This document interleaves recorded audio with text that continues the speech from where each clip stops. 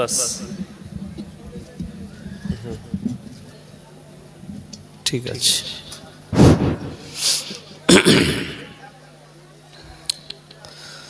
আসসালামু আলাইকুম।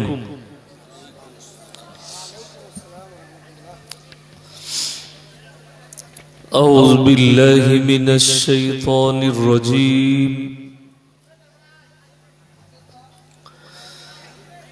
بسم الله الرحمن الرحيم.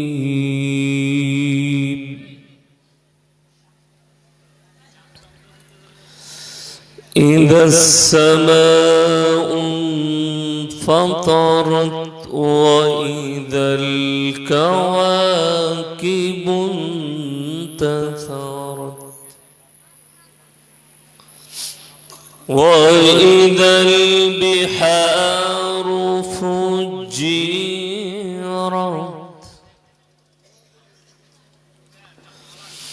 وإذا القبور بعثرت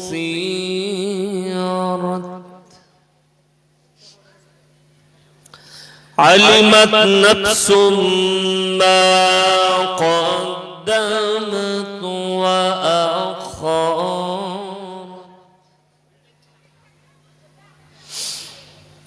يا أيها الإنسان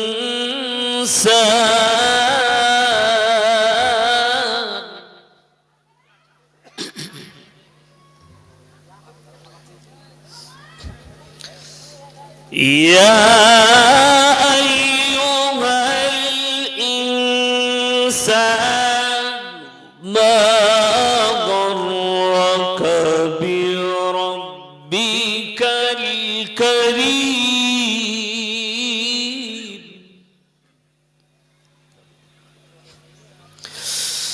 يا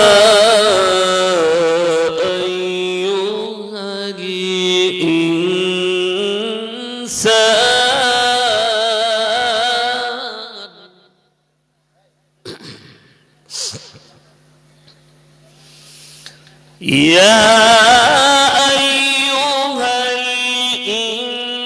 الإنسان ما غرك بربك الكريم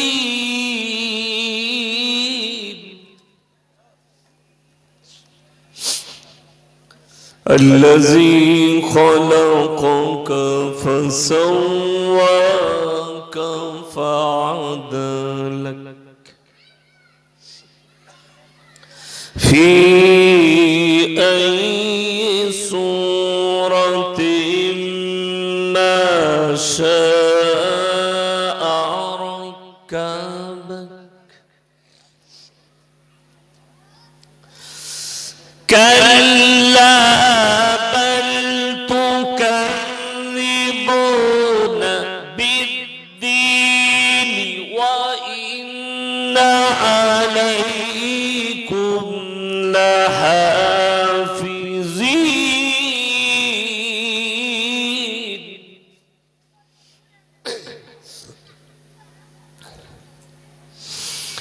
كراما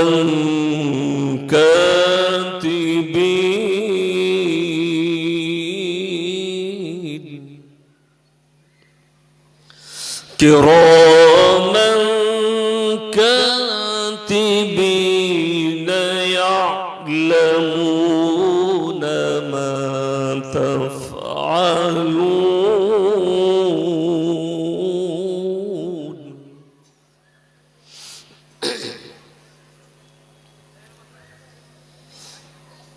الله أكبر بسم الله الرحمن الرحيم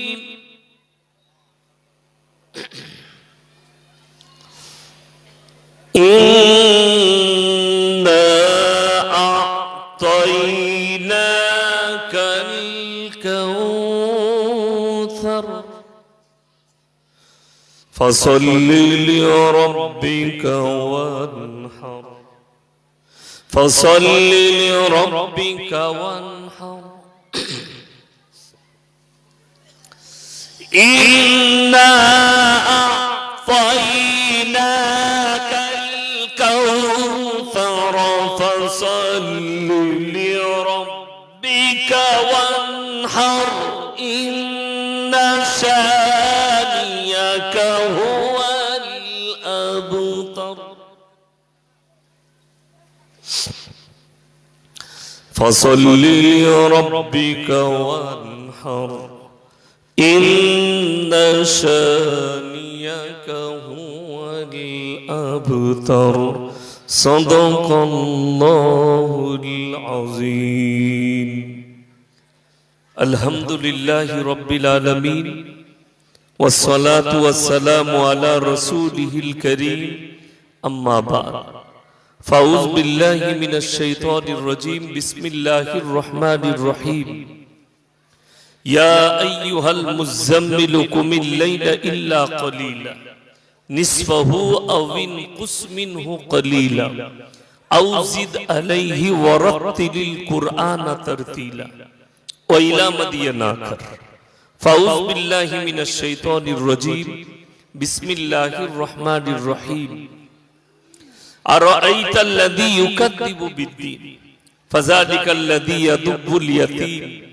ولا يحض على طعام المسكين فويل للمصلين الذين هم عن صلاتهم ساهون الذين هم يراءون ويمنعون الماعون إلى آخر الآية خيركم من تعلم القرآن علمه كما قال عليه الصلاة والتسليم মাননীয় শ্রদ্ধেয় জ্ঞানী গুণী মানী সম্মানী আজকের এই জলসার মাননীয় সভাপতি মহাশয় শ্রদ্ধের উলামায়ে ইকরাম হুফাজে ইকরাম এবং আমার জ্ঞানী গুণী মানী সম্মানী মাননীয় শ্রোতা মণ্ডলী পর্দার অন্তরালে পর্দা নসিব মায়েরা এবং বোনেরা আল্লাহর বড় দয়া কৃপা ভালোবাসা আমাদের প্রতি গোটা বিশ্বের প্রতি সবাই আল্লাহর শুকর আদায় করে হৃদয় থেকে বলি আলহামদুলিল্লাহ তারপরে পরে বিশ্ব নবী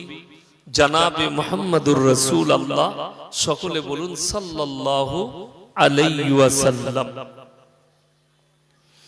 গুটি কয়েক কথা আলোচনা করব আল্লাহ আমাদের সকলকে আমলে তৌফিক দান করুন বলুন আল্লাহুম্মা আমিন এতক্ষণ পর্যন্ত অনেক মূল্যবান কথা শুনেছে আর আমি আজকের জলসায় নিজেকে ভাগ্যবান মনে করছি যেহেতু বাংলাদেশের অনেক জলসা দেখতে পাই আমরা শুনি মোবাইলের মাধ্যম দিয়ে আপনারা শুনেন জলসার যে সভাপতি সাহেব হন স্টেজের যিনি সভাপতি হন সাধারণ লোককে ওনারা সভাপতি করেন মানে একটু পয়সা আছে একটু জ্ঞান আছে তাকে কিন্তু আল্লাহর কৃপায় আপনারা দেখছেন দেশ প্রবাসী থেকে যারা দেখছেন আজকের স্টেজে যতগুলো বক্তা বক্তব্য দিয়েছে আমি সকলকে চিনি না কিন্তু আমি আমার আজকের জলসার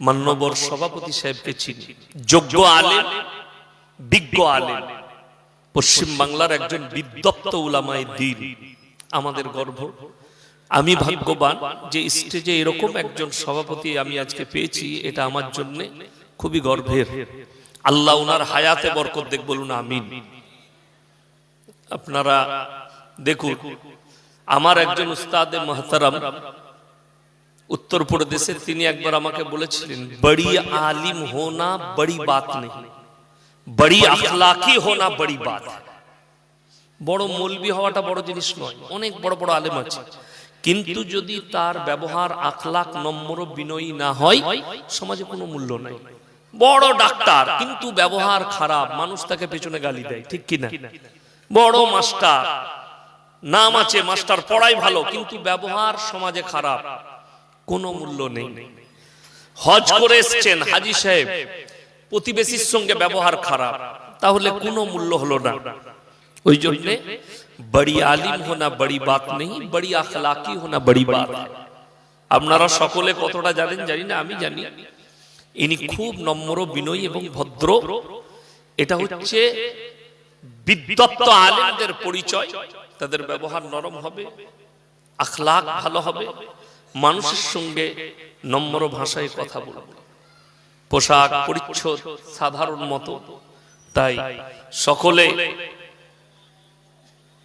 শেখের জন্য দোয়া করবেন, আল্লাহ উনার ইলমে বরকত দেখ, হায়াতে বরকত দেখ, বলুন আমিন। আমি মনে করি আজকে আমাকে জালসার স্টেজে বসিয়েছেন, প্রধান বক্তা লিখেছে, কিন্তু উনার জুতো বোয়াবারও যোগ্যতা আমার নেই। আমি নিজে প্রকাশ করছি আপনাদের কাছে, আল্লাহ এত ইলমের ভান্ডার দিয়েছেন। যাই হোক, আমি আলোচনা আগে নিয়ে যাচ্ছি যে পৃথিবীতে আল্লাহর যতগুলো সৃষ্টি আছে সব থেকে উত্তম রূপে মানুষকে আল্লাহ সৃষ্টি করেছেন। কি রূপে? উত্তম রূপে মানুষ, সুন্দর সৃষ্টি। আমাদের জীবনের তিনটে পার্ট আছে, একটা আল্লাহ, একটা আমাদের নিজেদের, একটা পোকামাকড়ের। আল্লাহর যেটা সমস্ত যত জানদার আছে সকলের রূহ কার কবজায়? কথা বলেন, আল্লাহর কবজায়। আর আমরা মরে যাওয়ার পরে কবরে আমাদেরকে দাফন করে না? দাফন করা হয়। আমাদের শরীরের অংশগুলো খায় কে? পোকামাকড়ে। হাড্ডিগুলো মাটি, পোকামাকড়ে খায়। আমাদের যেটা নিজস্ব জিনিস আছে জিন্দেগিতে, সেটা হচ্ছে আমল। কোরআনে ওই জন্য আছে, মান আমিলা সালিহান ফালিনাফসি ওয়া মান আসা ফাআলাইহা। যে বা যাহারা ভালো কাজ করবে আল্লাহ তাদেরকে পুরস্কৃত করবেন, যে বা যাহারা খারাপ কাজ করবে আল্লাহ তাদেরকে তিরস্কৃত করবেন কিয়ামতের দিনে। সবাই আমরা আজ থেকে ভালো কাজ করব, জোরে বলুন ইনশাআল্লাহ। ভালো কাজের ভালো পুরস্কার, খারাপ কাজের খারাপ পুরস্কার, তিরস্কার করবেন। অর্থাৎ পৃথিবীতে যতগুলো মানুষ আছে একটা মানুষ শক্তিশালী নয়। যারা নিজেদিকে বলবান ভাবছেন, শক্তিশালী ভাবছেন, কেউ শক্তিশালী নয়। কোরআনে আছে, ইন্নাল ইনসানা খুলিকা হালুয়া। আমি মানুষকে অসহায় আর দুর্বল সৃষ্টি করেছি, মানুষ সবল নয়। যে কোনো দিক দিয়ে দুর্বলতা হতে পারে, সামাজিক, অর্থনৈতিক, পারিবারিক, রাজনৈতিক, যে কোনো দিক দিয়ে শারীরিক দুর্বলতা প্রত্যেকটা মানুষের মধ্যে আছে। সবল কেউ নেই, সবল পৃথিবীতে কেউ নেই, শক্তিশালী কেউ নেই। শক্তি আপনারা কাকে বলেন? পৃথিবীর সব শক্তি কার কন্ট্রোলে? কথা বলে না?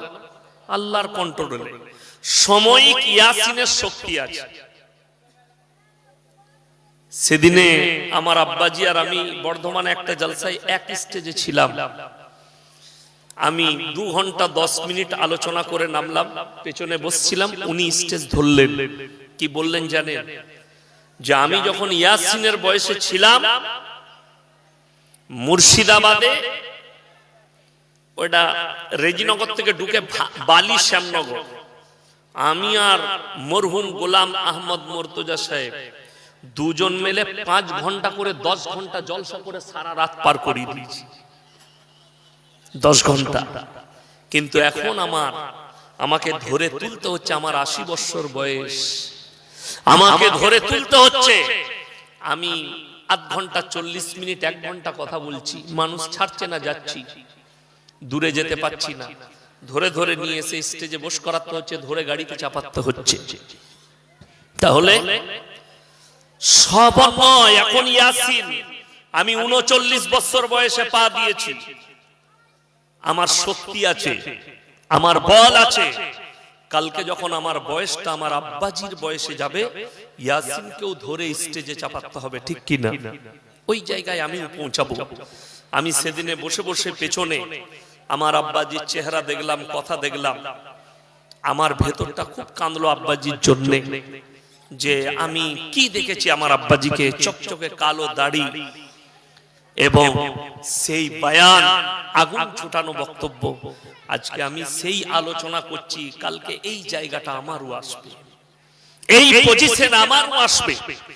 ফিরাউনের মতো শক্তিশালী নেমখারাম বলেছিল, আনা রাব্বুকুমুল আলা, আমি হচ্ছি সর্বশ্রেষ্ঠ, আমি সব। ওই জন্য গত বছর আপনারা মোবাইলে দেখেছিলেন আমার সঙ্গে একটা বেরেলভি ভাইদের ঝামেলা হয়েছিল আলা শব্দ নিয়ে। তারা বলে তাদের একটা বড় মৌলবীর নাম হচ্ছে আহমদ রাজা বেরেলভি, তাকে বলে মাসলাকে আলা হযরত। আমি বলেছি আলা হযরত বলনা হারাম হ্যায়, আলা হযরত বলা চলবে না। আজকে তখন জানেন অনেক লোক মুর্তজা সাহেবকে বক্তা সম্রাট বলতো, আপনারা অতটা জানবেন না, শেখ জানবেন। অনেক লোক বলতো তখন, অনেক শেখ অনেক মৌলবীরা প্রতিবাদ করেছিল, সম্রাট একমাত্র আল্লাহ, পৃথিবীতে আর কেউ নয়। পুস্তক সম্রাট একমাত্র কোরআন, বাকি আর কোন কিতাব সম্রাট হতে পারবে না, কোরআনের উপরে কেউ নেই, কোরআন হচ্ছে শ্রেষ্ঠ কিতাব। তো আলা পৃথিবীতে কেউ নয়, একমাত্র আল্লাহ ছাড়া, আল্লাহই সর্বশ্রেষ্ঠ। ফিরাউন তো এই দাবি করেছিল যে আমার মতো কেউ নেই, আমি সবথেকে উঁচু। তারপর ফিরাউন এখন আছে না শেষ, কাগজ থাকে তা নোট করুন, পৃথিবীতে যতগুলো জালিম বাদশা এসেছে আল্লাহ তাদেরকে বেইজ্জতির সঙ্গে মৃত্যু দিয়েছে, তাদের ইজ্জতের হানি হয়েছে পৃথিবীতে। যারা জুলুমবাজ ছিল, যারা জুলুম করেছে, জালিম বাদশা। অনেক দূরে নিয়ে যাব না, 2023 থেকে 25, 23, 24, 25 ক বছর হলো? 3 বছর। এই 3 বছরের ভেতরে আমাদের জেনারেশন, এই 3টে বছরের ভেতরে পৃথিবীর 4টা জালিম বাদশার পতন দেখে নিল। মোবাইলের মাধ্যম দিয়ে, সোশ্যাল মিডিয়ায় 4টা জালিম বাদশা। তার মধ্যে একটা শ্রীলঙ্কার রাজা, সেখানকার যারা মন্ত্রীরা ছিল আন্ডার প্যান্ট খুলে ছুটছিল, পাছাই লোকে বাড়ি মেরেছে, দেখেছেন না? দেখেন, দেশ ছাড়া বহুজন দেশ ছেড়ে পালিয়ে গেছে। নাম্বার 2, আপনার পার্শ্ববর্তী দেশ, রাজহাঁস রান্না করা রাখা আছে কিচেনে রেখে, রাজহাঁস রান্না, ভেটকি মাছের পাতুরি, ইলিশ মাছ, গোলদা চিংড়ি, দেশি মুরগি আর দেরাদুন রাইস। তার ডাইনিং টেবিলে প্লেট গুলো কাঁচের পুচে রেডি, খানা খেতে বসবে। সেনা প্রধান বলল 40 মিনিট টাইম আছে, না হলে আপনাকে দেশের জনগণ হত্যা করে দিবে, তাদের একটা জনস্রোত আসছে, আপনি দেশ ছেড়ে বেরিয়ে যান। সেনাদের হেলিকপ্টার রেডি আছে, রাঁধা ভাত আল্লাহ খেতে দেয়নি, দেশ ছেড়ে পালাতে হয়েছে, তার নাম আল্লাহ।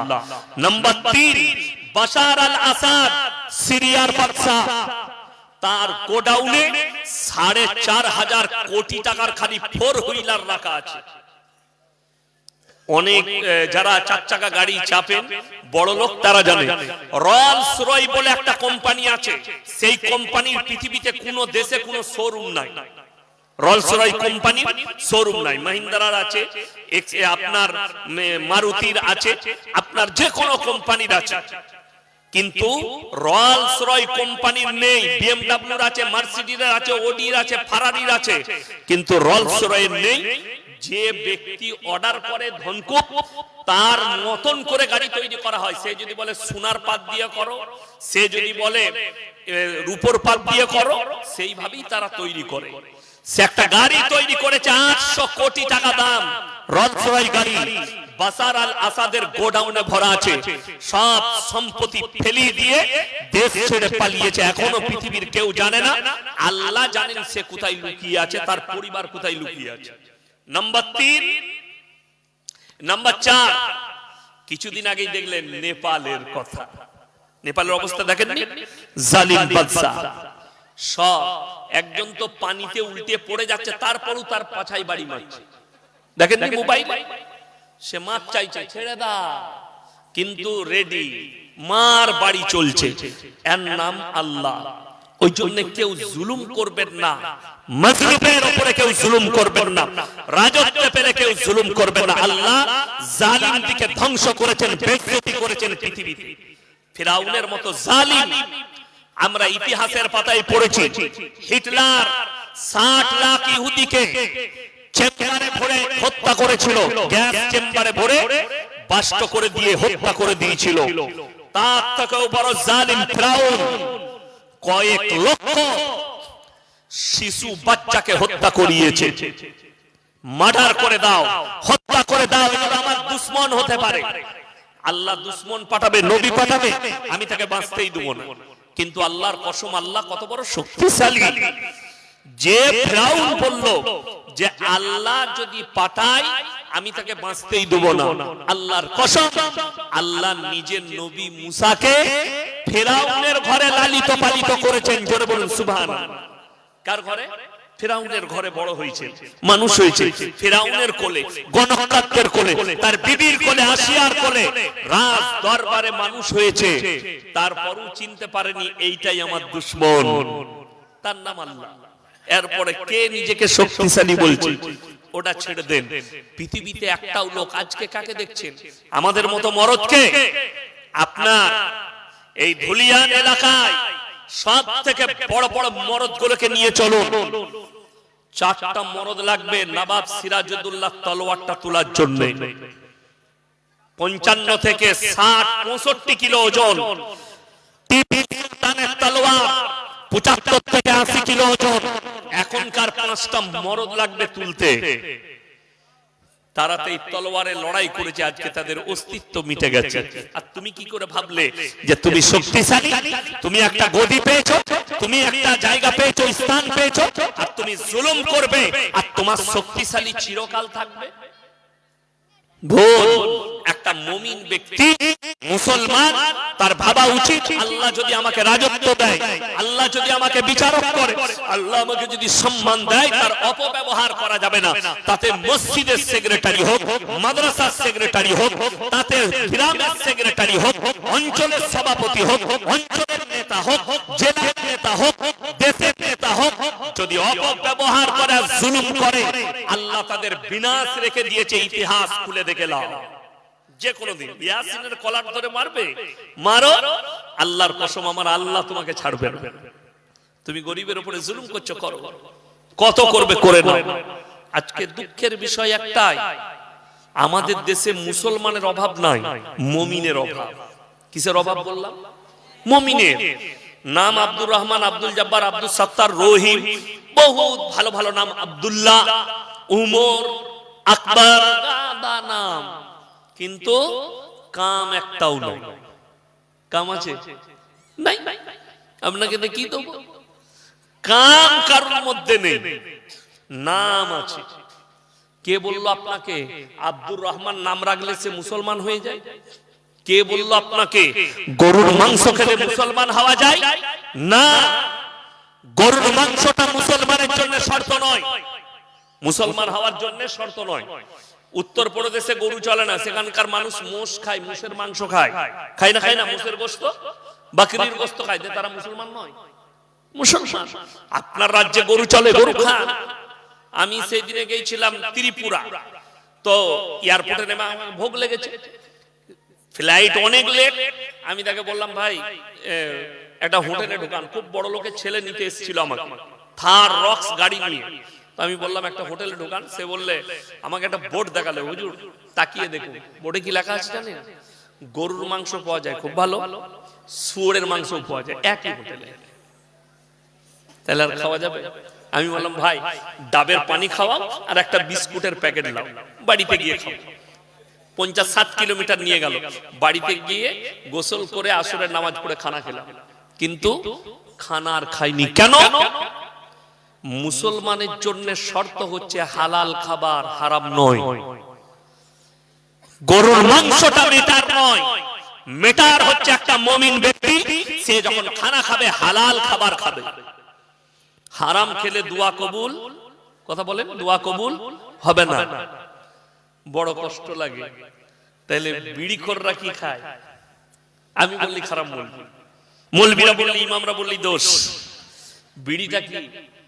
কথা বলে। এখন অনেকজন যুক্তি দিচ্ছে। হ্যাঁ, আমি কালকে নদিয়া ডিস্ট্রিক্টে ছিলাম, তো সেখানে একজন বললে যে কিছু মৌলবী মকরু বলছে।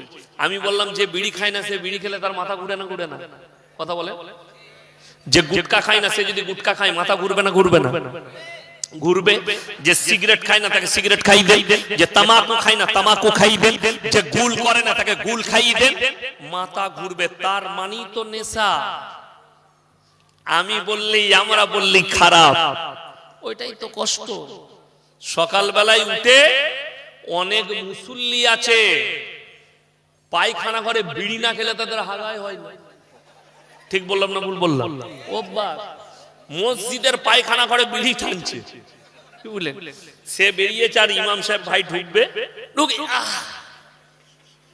বমি লেগে গেছে, যেহেতু বেচারা তো কোনোদিন মুখে দেয় না, আর হারামখোর ঘরের ভেতরে ওই পায়খানা ঘরে খেয়েছে। আমরা বললি দোষ। এই পানির বোতলটা কমিটির লোক দিয়েছে, দিয়েছে না দেয়? এটা আপনারা পান করবেন স্টেজে। এখন এইটাই যদি লেখা থাকে বিষ মিশানো আছে, মৌলী সাহেব খেলে আপনি মারা যেতে পারেন, এটা আর পান করা যাবে? শরীয়তে আছে হারাম। জেনে শুনে আত্মহত্যা করা যাবে না। যেমন 24 পরগনায় দেখবেন কিছু বয়স্ক বড় বড় মেয়েরা গজল পড়ে, তাদেরকে স্টেজে নিয়ে আসে, ছেলেরা ফাংশনের মতো হয়। ফাংশন জানেন? ফাংশন জানেন না?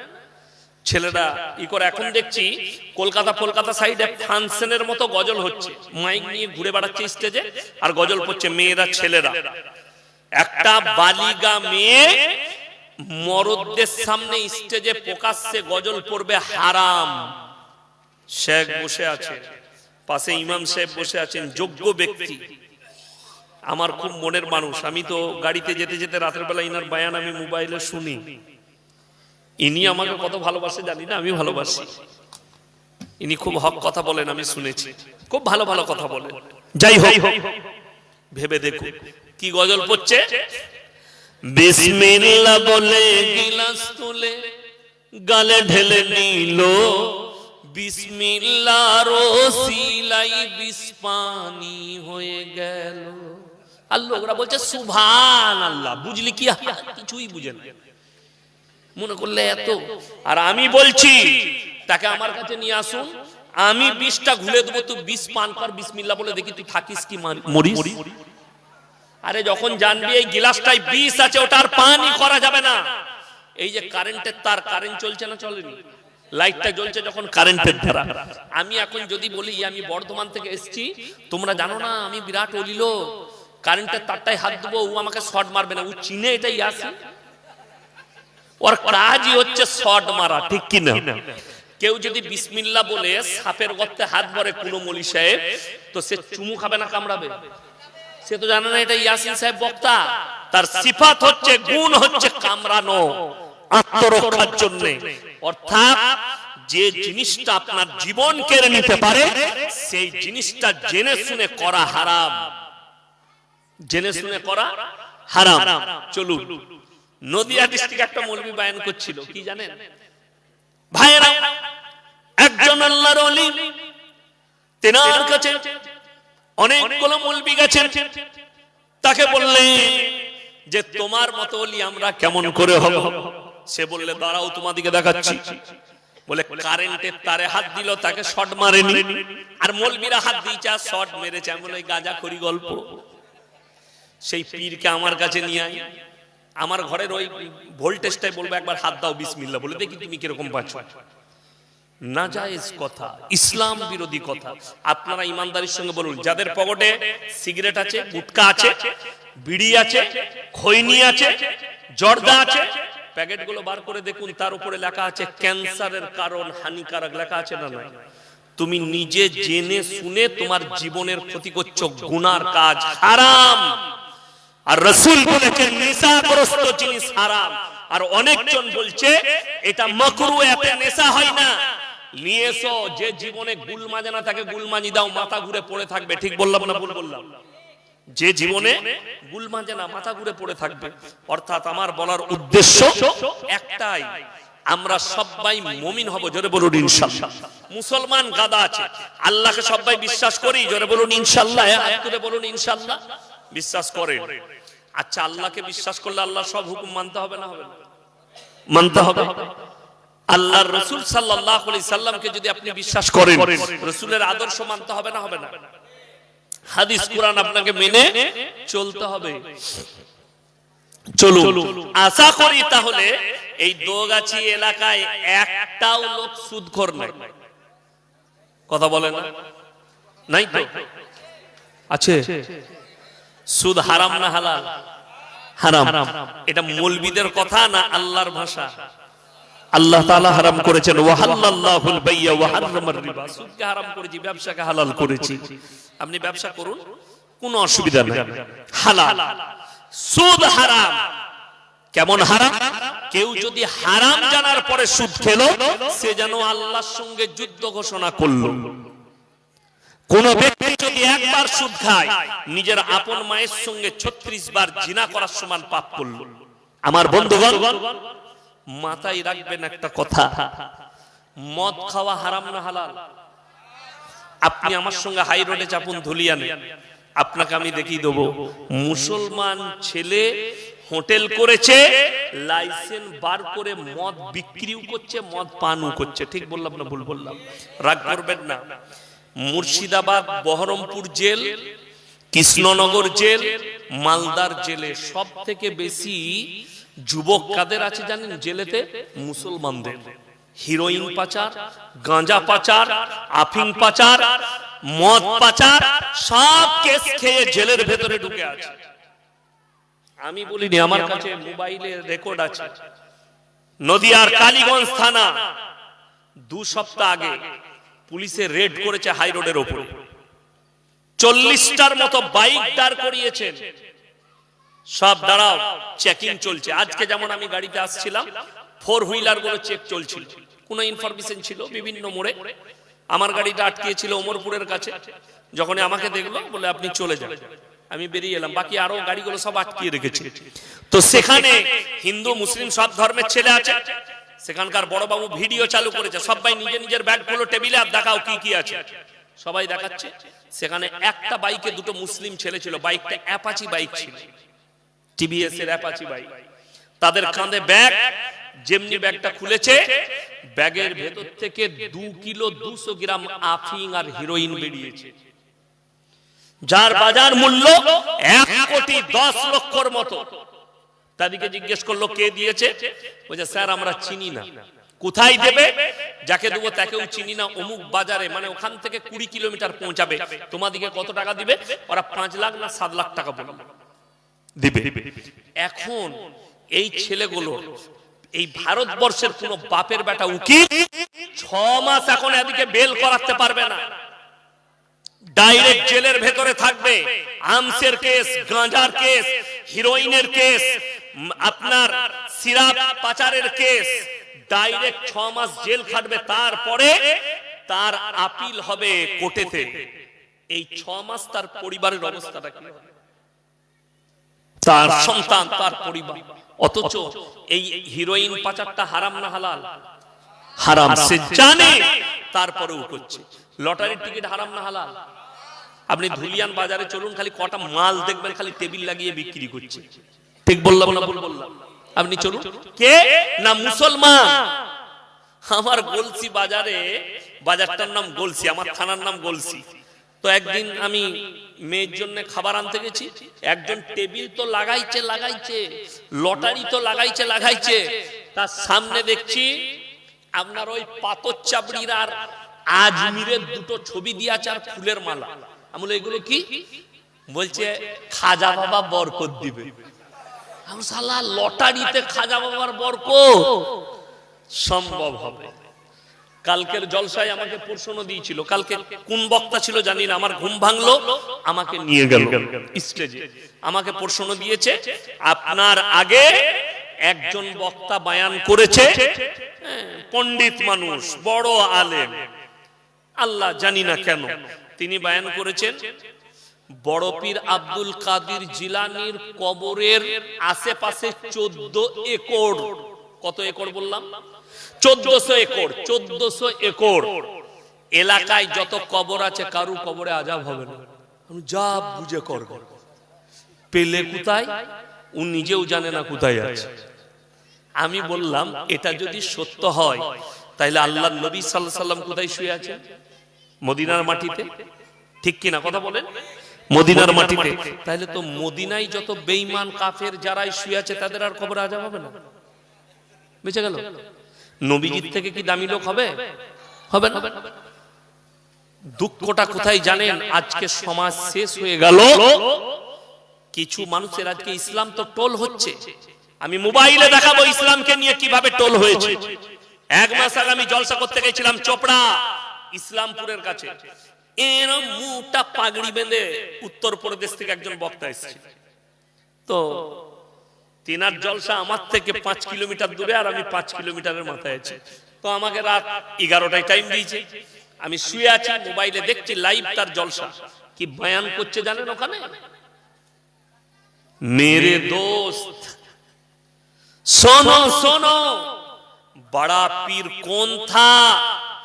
बड़ा पीर वो थे जो जब कब्र में गए दफन किया गया और फरिश्तों ने आके सवाल कर दी कौल मर रब्बुका, तो उनको झप्पड़ लगा दिया। मैंने बोला तुझे कैसे पता चला? तू तो कब्र में नहीं था। तो बड़ा पीर फिर खड़ा होके तुझे बोला। কষ্ট এটাই, কবরে কি তুই ছিলি? তুই কি করে জানলি কবরের ভেতরে এরকম ঘটনা ঘটেছে? কথাটা বলেন। কষ্টর বিষয় হচ্ছে সেখানে দেখলাম একজন অমুসলিম ভাই টোল করেছে।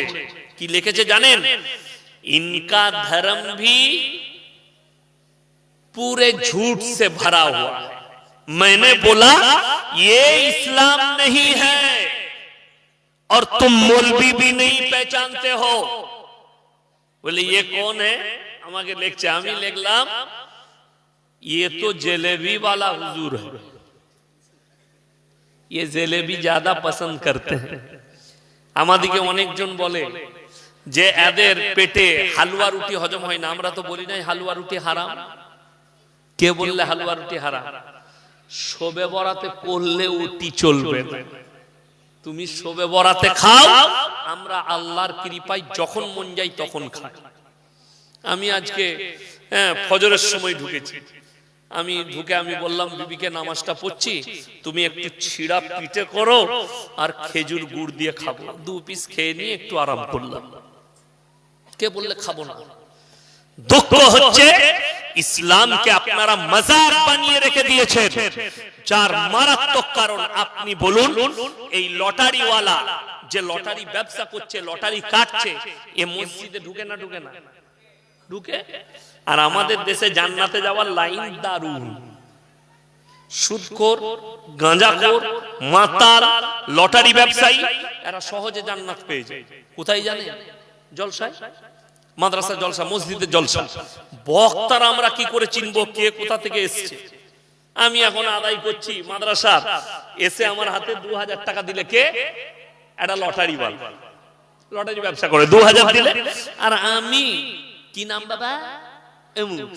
আহারে বান্দানে গুনাই মাঝে ছিল, আর ছিল কি না ছিল, 2000 দিল, দিয়ে জান্নাতে ভরে দিল। সে দেখলে এক থেকে ভালো জান্নাত আর কোথাও না। এই তো এরকম মৌলী সাহেব থাকলে তো আমি জান্নাত পেয়ে যাবো। ইয়াসিন সাহেব আর ইমাম সাহেব আর শেখ সাহেব এরা কি করবে? যা বলছে বলুন। বক্তাও জানে না, আমরাও জানি। আরে আমরা বলবো আল্লাহ নেক নিয়তকে কবুল করো, নেক উদ্দেশ্যকে পূরণ করো। বড় কষ্ট লাগে, দুঃখ লাগে যদি বলেন লটারি বন্ধ হচ্ছে না কেন, এত জলসা, এত খুতবা। আসল কথা হচ্ছে আপনি নেতৃত্ব ঠিক করতে পারেননি। রাসূল সাল্লাল্লাহু আলাইহি সাল্লামের হাদিস, কিয়ামতের পূর্বে অশিক্ষিত সাধারণ তারা সমাজের নেতৃত্ব দিবে, আর শিক্ষিতরা আলেম উলামারা চুপচাপ বসে দেখবে। আমি একটা গ্রামে জলসা করতে গেলাম। জেলাটার নাম হচ্ছে ধানবাদ, ঝাড়খণ্ডে। থানার নাম হচ্ছে চন্দন কিয়ারি, গ্রামের নাম হচ্ছে নডিহা। 1000-এর বেশি আলেম হাফেজ আছে। আমি বিকেল 4টায় ঢুকেছি তাদের গ্রামে, রাত 2টোয় বেরিয়েছি। সেই গ্রামে একজন বড় আলেম আছে, মুফতি মনজার আলম কাসমি, আমার সাথী, খুব বন্ধু, ক্লোজ বন্ধু। তো রাত 2টো পর্যন্ত ছিলাম। একটা 10 বছরের বাচ্চা মেয়েকেও আমি রাস্তায় দেখতে পাইনি, আল্লাহর কসম।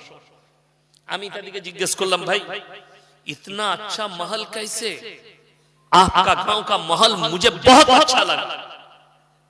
औरत इतने पर्दे में रहती है, तो की उत्तर दिलो जाने, हमारा गांव का महल इसीलिए अच्छा है कि यहाँ का जो निजामत है ये उलामा लोग तय करते हैं, आलेमरा नेतृत्व देয়, গ্রাম পরিচালনার, সমাজ পরিচালনার। আর আপনি ভেবে দেখুন, আমি কারো বিরুদ্ধে লোক নয়, আপনার সমাজকে আজকে পরিচালনা করছে, আজকে নেতৃত্বকে দিচ্ছে। আজকে দুঃখ লাগে একটা আলেম, একটা ইমাম আপনার নেতৃত্ব দিতে পারলো না। একটা বিয়ে হচ্ছে সমাজে, আপনি আলেমের দ্বারা মাশওয়ারা করেন না যে সুন্নাত তরিকায় নিকাহটা কেমন করে হবে, বিবাহ কেমন করে হবে। একটা মানুষ মারা গেছে, তার দাফন কাফন সুন্নাত তরিকায় কি করে হবে। ওই জন্যই তো আলেম দিকে লাই না কেন? তাইলে তো সুদ করে জানাজাটা মানা করে দিবে। তাহলে তো আপনার নাস্তিক হাজী সাহেবের বেটা নাস্তিক, আল্লাহ মানে না, কোরআন মানে না, ইসলাম মানে না, মুসলমান ঘরে বসবাস করছে, এই ব্যক্তি মারা গেল, ইমামকে প্রেসার দিয়ে তার জানাজার নামাজ হচ্ছে। আমার বর্তমান জেলায় মাস চারেক আগের ঘটনা, আমি নাম করব না গ্রামে, মা বাপ দুঃখ পাবে, পরিবার দুঃখ পাবে, ইয়াসিন সাহেব নাম করে দিয়েছে, আমার বর্তমান জেলার ঘটনা। একটা মুসলিমদের মেয়ে কোন এক অমুসলিম ছেলেকে বিবাহ করেছে কারণবশত, এবং সে লাইভে এসে বলেছিল আমি আমার ধর্ম ত্যাগ করলাম, মা বাপ সব ত্যাগ করলাম, সবাইকে ছেড়ে দিলাম, আমি নিজের নির্দ্বিধায় আমি এসেছি এবং এই ছেলেকে বিয়ে করেছি। সেই মহিলা কারণবশত মাসখানেক আগে মারা যায়, আত্মহত্যা হোক, মেরে দেওয়া হোক, সেটা প্রশাসন তাই করবে, কিন্তু মারা গেছে তার বাড়িতে। লাশ পোস্টমর্টম হলো, চলে এলো মেয়ের বাপের বাড়িতে লাশ।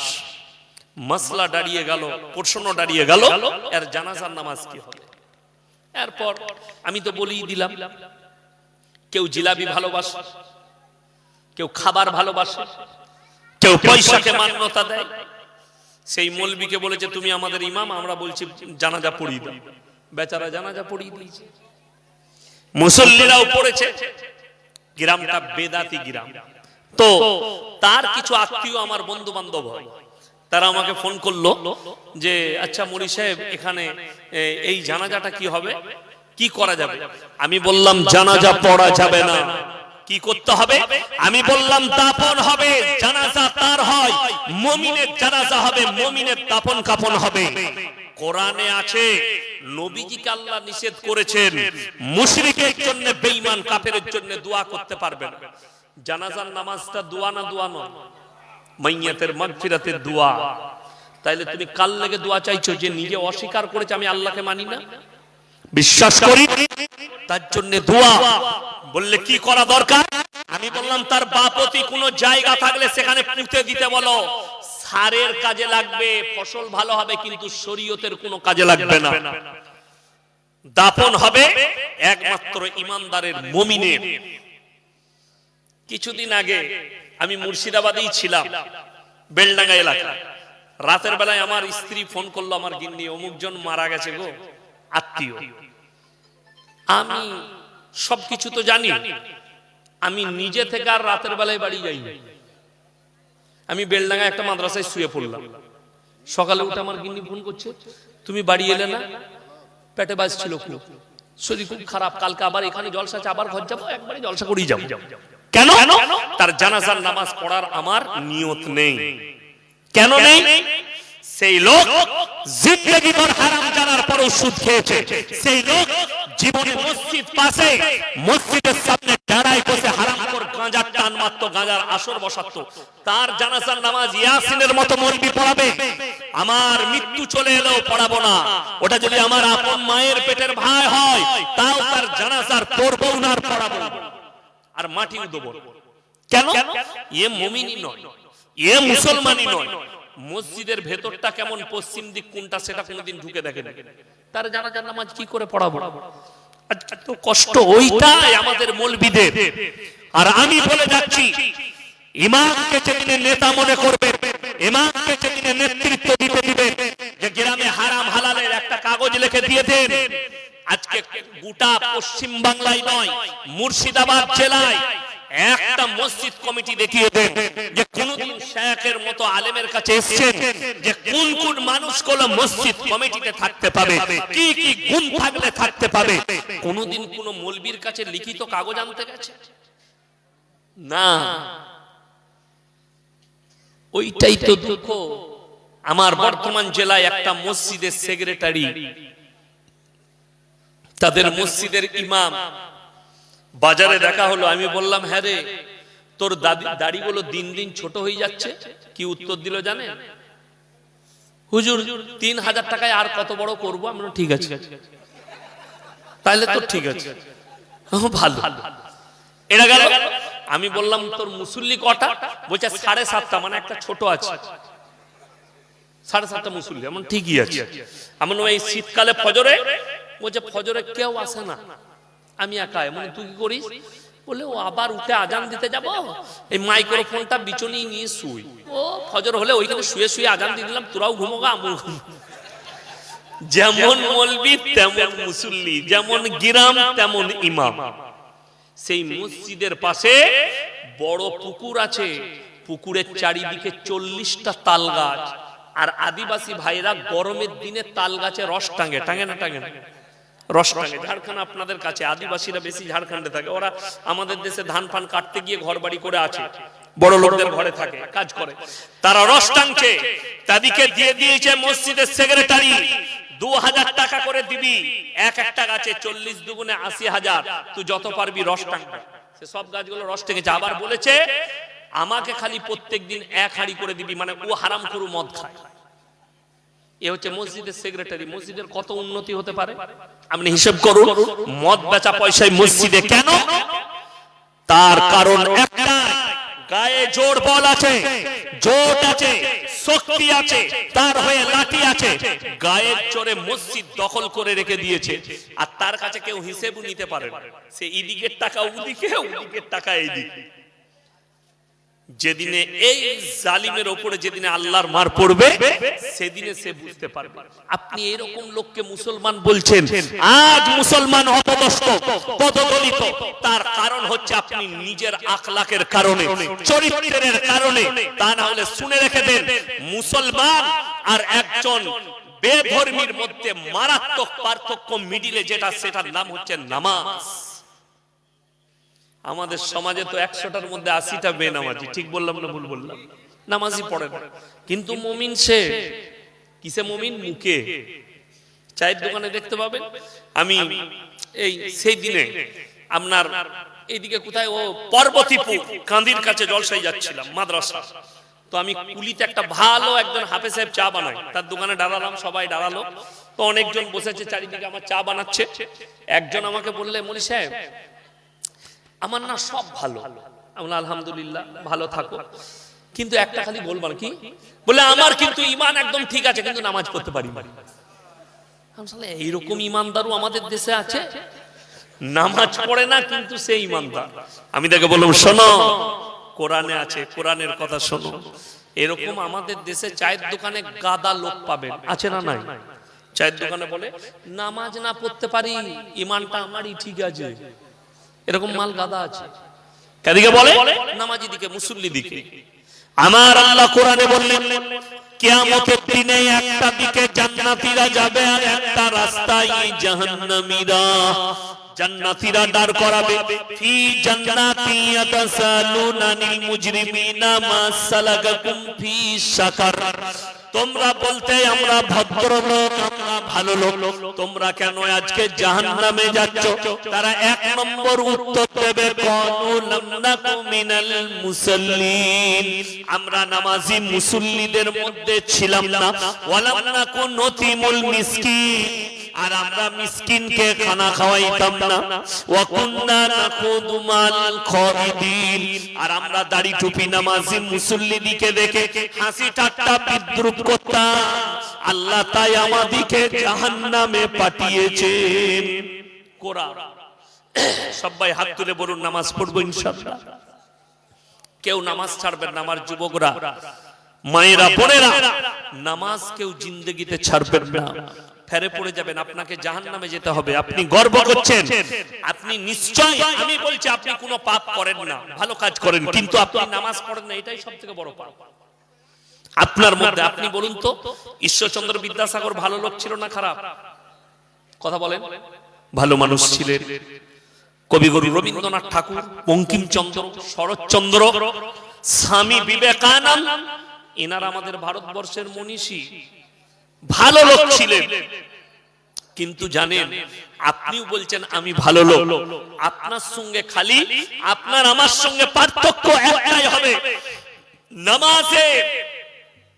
নামাজের পার্থক্যটা। বিশ্বাস, কোরআন খালি মুসলমানরাও পড়ে না, অমুসলিম ভাইরাও পড়ে, কথা বলে না? সবাই পড়ে, হরেন নরেন গঙ্গেন সবাই পড়ে। কিন্তু শুনেলেন, আল্লাহর কসম করে বলছি, একজন বেঈমানের কোরআন পড়ার একটা মুসলমান মুমিন ব্যক্তির কোরআন পড়া আসমান আর জমিনের ফারাক আছে আল্লাহর কাছে। মুমিন যখন কোরআন তেলাওয়াত করে, আল্লাহ তুমি যা বলেছো সত্য বলেছো, ঈমান আর কোরআনে আছে হুদাল্লিল মুত্তাকিন, যারা মুত্তাকি হবে, ঈমানদার হবে, তাদের জন্য আমার কোরআনে উপদেশে ভরা আছে। জোরে বলুন সুবহানাল্লাহ। আপনি মুমিন হন, আপনার জন্য কোরআনে উপদেশ আছে। আপনাকে মুমিন হতে হবে, ঈমানদার হতে হবে।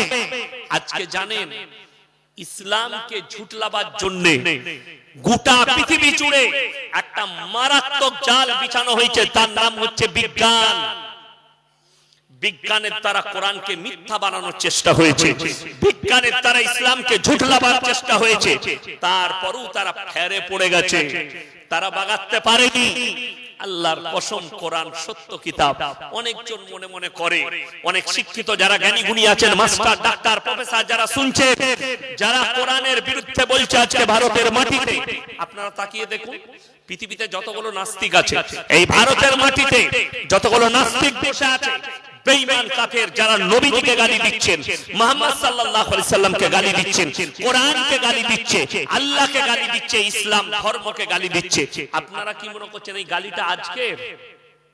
না, যেদিন থেকে মুহাম্মদ সাল্লাল্লাহু আলাইহি সাল্লাম মক্কায় ইসলামের প্রচার শুরু করেছেন, সেই দিন থেকে এরা গালি দিতে শুরু করেছে, সেই দিন থেকে ইসলামের বিরোধিতা। আর আজকে যেদিকে নাস্তিক দেখছেন, এরা কি বলবে? নূপুর শর্মা, তসলিমা নাসরিনের জন্য বলেছি, আল্লাহকে গালি দিচ্ছে, মুহাম্মদ সাল্লাল্লাহু আলাইহি সাল্লামকে গালি দিচ্ছে, ইসলামকে গালি দিচ্ছে। ওকে বলো, তুমি যদি হালালের সন্তান হও, তুমি তো নাস্তিক বলছো, নিজেকে ধর্ম মানো না, একবার হিন্দু ধর্মের বিরুদ্ধে বলে দেখাও, একবার বৌদ্ধ ধর্মের বিরুদ্ধে বলে দেখাও, একবার শিখ ধর্মের বিরুদ্ধে বলে দেখাও, তোমার পাছায় লাথি মেরে গঙ্গা পার করিয়ে দেবে। ইসলামকে গালি দিচ্ছ বলে আজকে তুমি ভারতে ঠাঁই পেয়েছো, ঠিক কিনা কথা বলে?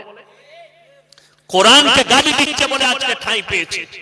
আসাদ নূরের মতো হারামের আওলাদ মুহাম্মদ সাল্লাল্লাহু আলাইহি সাল্লামকে গালি দিচ্ছে, সে বলছে আমি নাস্তিক। মুহাম্মদ সাল্লাল্লাহু আলাইহি সাল্লামের চরিত্র হরণ করছে, সে বলছে আমি নাস্তিক। তোমার বাপ যদি তোমাকে হালালের জন্ম দেয়, তোমার মা যদি তোমাকে হালালের জন্ম দেয়, একবার অন্য ধর্মকে গালি দিয়ে দেখো, তুমি যেখানে থাকবে সেখানে লাত জুতো খাবে। তুমি খালি মুহাম্মদ সাল্লাল্লাহু আলাইহি সাল্লামকে গালি দিয়েছো। যারা বলছে কোরআন কেমন মুকদ্দাস কিতাব, তারা শুনে যাও, কোরআনে আল্লাহ তাআলা অলংকার বাজাই রেখেছেন। পৃথিবীর আর কোন ধর্ম গ্রন্থে, কোন কবির কোন কিতাবে, কোন মৌলবীর লেখা কোন বইয়ে, কোন গজলে, কোন কিরাতে, কোন জায়গায় অলংকার বাজাই নেই। আল্লাহর কসম, একমাত্র কোরআনে অলংকার বাজাই আছে। অলংকার কি বুঝিয়ে দিই। অনেক কবি, তারা কবিতা লিখেছেন, ছড়া লিখেছেন, অনেক গায়ক গান গেয়েছে। গান লিখনে वाला আলাদা, সুর দেনে वाला আলাদা। অনেক জন, অনেক মৌলবি গজল লিখেছে না লেখেন, নবীজির মহব্বতে, নবীজির শানে, কিন্তু অলংকার বাজাই রাখতে পারেনি। চ্যালেঞ্জ দিলাম আমি আজকে এই ধুলিয়ানের মাটিতে, দোগাছিতে চ্যালেঞ্জ দিয়ে গেলাম, কিয়ামতের সকাল পর্যন্ত একটা খালি অলংকার वाला কিতাব বার করে দাও, ছড়া নিয়ে এসো। ছড়াটা কেমন, অলংকার কাকে বলে? আমরা স্কুলে ছড়া পড়েছি, বন্দে আলিমিয়ার লেখা। আমাদের ছোট গায়ে ছোট ছোট ঘর, লাস্টের অক্ষরটা কি এলো? কথা বলা র, থাকি সে তা সবে মেলে নাহি কেউ পর। কি এলো লাস্টের অক্ষরটা র। পাড়ার সকল ছেলে মোরা ভাই ভাই, কি এলো হস্যই, একসাথে খেলি আর পাঠশালায় যাই, কি এলো অন্তস্থ। তারপরে দুটো লাইনের পরে তৃতীয় নম্বরে অলংকার ভেঙে গেল। এরকম একটা ছড়া নিয়ে এসো যার শুরুর লাইনের শেষের অক্ষর একবারই শেষ পর্যন্ত প্রত্যেকটা লাইনের শেষে একটাই অক্ষর থাকে। যদি বলেন কোরআনে কি এরকম অলংকার আছে, কোরআন খুলুন 30 পারা। ওয়াশ-শামসি ওয়া দুহাহা ওয়াল কমারি ইযা তালাহা ওয়ান নাহারি ইযা জাল্লাহা ওয়াল লাইলি ইযা ইয়াগশাহা ওয়াস সামাই ওয়া মা বানাহা ওয়াল আরদি ওয়া মা তাহাহা ওয়া নাফসি ওয়া মা সাওয়াহা ফাআলহামাহা ফুজুরাহা ওয়া তাকওয়াহা। জরবুন সুবহানাল্লাহ। প্রত্যেকটা আয়াতের শেষে আল্লাহ সূরা শেষ পর্যন্ত একটাই অক্ষর ব্যবহার করেছেন। পৃথিবীর একটা ধর্মগ্রন্থে এরকম একটা অলংকার বার করে দেন। বিজ্ঞান হচ্ছে আপেক্ষিক, আজ যেটা বলছে কাল সেটা চলবে না, আজ যেটা বলছে কাল সেটা ঘটবে না। আমার বয়স 39 বছর, আমার বয়সী যে আমার ভাইরা আছেন, আমরা যখন স্কুলে পড়েছি তখন আমরা পড়েছি পৃথিবীটা কমলা লেবুর মতো। পড়েছেন না পড়ে? তার পরের বৈজ্ঞানিক এসে বলল নট কমলা লেবু, পৃথিবীটা গোল ফুটবলের মতো। এখনকার কিছু বৈজ্ঞানিক বলছে নট গোল ফুটবল, মালটা ডিম্বাকৃতি। আবার কিছুদিন পরে কিছু বৈজ্ঞানিক বলবে নট ডিম্বাকৃতি, মালটা টেরা বেঁকা। তোদের থিওরিতে আসবে। আমরা পড়েছি পৃথিবীর থেকে সূর্য 13.5 লক্ষ গুণ বড়। পড়েছেন না পড়েননি? এখনো আছে বইতে। কার বাপের মিটার দিয়ে মেপেছিল বলতে পারবেন? আন্দাজে অনুমান করে বিজ্ঞান করেছে।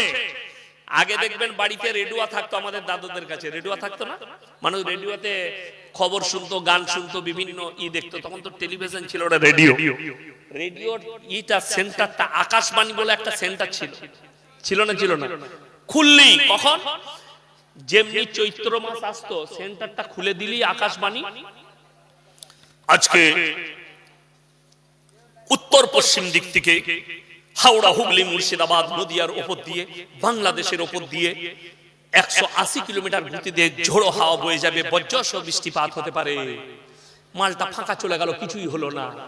আর যেদিনে বললে আজকে আকাশ মেঘাচ্ছন্ন থাকবে, হালকা বৃষ্টির সম্ভাবনা আছে, কিছুই হবে না, আপনারা সাবধানে থাকার কোনো প্রয়োজন নাই, সব ঠিক আছে। সন্ধ্যাবেলায় কালো মেঘ উঠে সব ফাটিয়ে দিয়ে চলে গেল, আকাশবাণীর পর্দা ফেটে গেল। তার দিকে বললে এই মালটা কোথায় ছিল, বলে এটাই জানা না। যে খবর পড়ছে সে বললে কোনো সম্ভাবনা নাই, সে তখন ধর্মতলায় বাস ধরবে বলে দাঁড়িয়ে আছে, সব ফাটিয়ে দিলে ছাতা ধরে। বলে ভাই তুমি যে খবর পড়ছিলে এখুনি, কি জানি মালটা কোথায় ছিল, তার নাম আল্লাহ। তোদের থিওরিতে আসবেন। বিজ্ঞান বলছে পৃথিবীটা ঘুরছে, বলেছে না বলেনি? চন্দ্র পৃথিবী দাঁড়িয়ে আছে, চন্দ্র সূর্য দাঁড়িয়ে আছে, আর পৃথিবীটা চারিদিকে ঘুরছে, বলছে না বলেনি? বিজ্ঞান কোরআন বিরোধী কথা বলেছে, কোরআনের বিপক্ষে বলেছে। তবে যারা স্টুডেন্ট আছেন, ছেলে মেয়ে যারা স্কুলে পড়ছেন, তারা আবার আমার কথাটা লিখতে যাও না, ফেল করে যাবে। বেঈমানরা যা লিখেছে ওটাই লিখে দিবে। কেন? বিজ্ঞান আপেক্ষিক, আজ যেটা বলছে কাল সেটা চলবে না, আজ যেটা বলছে কাল সেটা ঘটবে না। যারা বলছেন বিজ্ঞানকে আপনি চ্যালেঞ্জ করছেন, আমি চ্যালেঞ্জ করিনি, আমি এত বড় চ্যালেঞ্জ করছি, কোরআন খুলে তোমার বিজ্ঞানকে বলে দাও কিয়ামতের সকাল পর্যন্ত সময় দিলাম। মারাজাল বাহরাইনি ইয়ালতাকিয়ান বাইনাহুমা বারযাখুল লা ইয়াবগিয়ান। সূরা রহমান। দুটো সমুদ্রকে পাশাপাশি বহমান করেছি, একটার পানি নীল আর একটার পানি সাদা। বারযাখ মানে হচ্ছে অন্তরাল, দেওয়াল দিয়েছি। তোমার বিজ্ঞানকে বলে দাও দেওয়ালটা একবার খুঁজে দাও, তারা একে অপরের সঙ্গে কেন মিশ্রিত হয় না।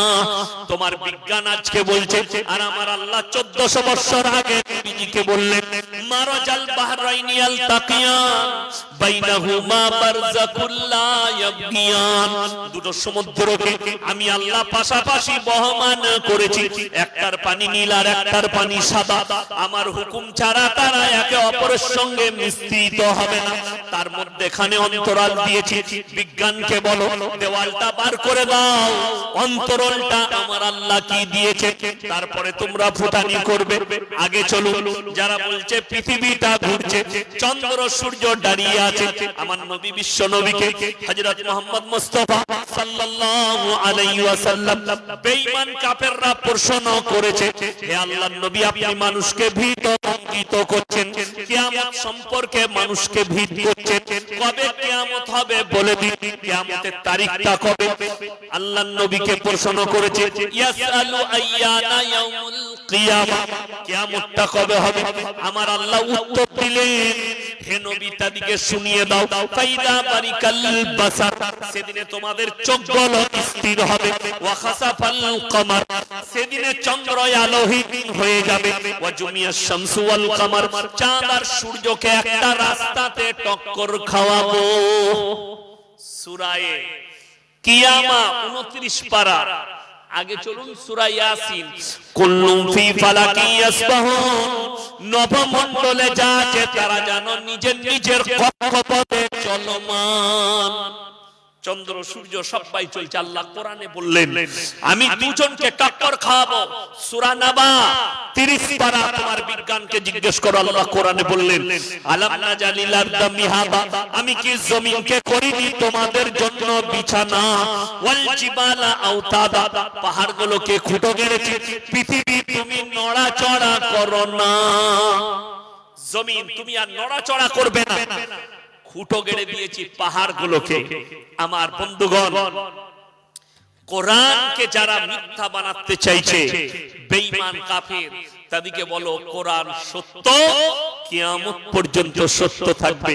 অনেকজন মনে করছে কোরআন, এই মৌলবীদিকে দেখে এরা পর্দার কথা বলছে, এরা বিভিন্ন রকম কথা বলছে, এরা নারী মর্যাদার কথা বলছে, নারীদিকে ঢেকে দেওয়ার কথা বলছে, তার মানে তো এরা দেখবেন বাংলাদেশে একটা দল বেরিয়েছে হিজবুত তৌহিদ, শুনেছেন দেখেছেন?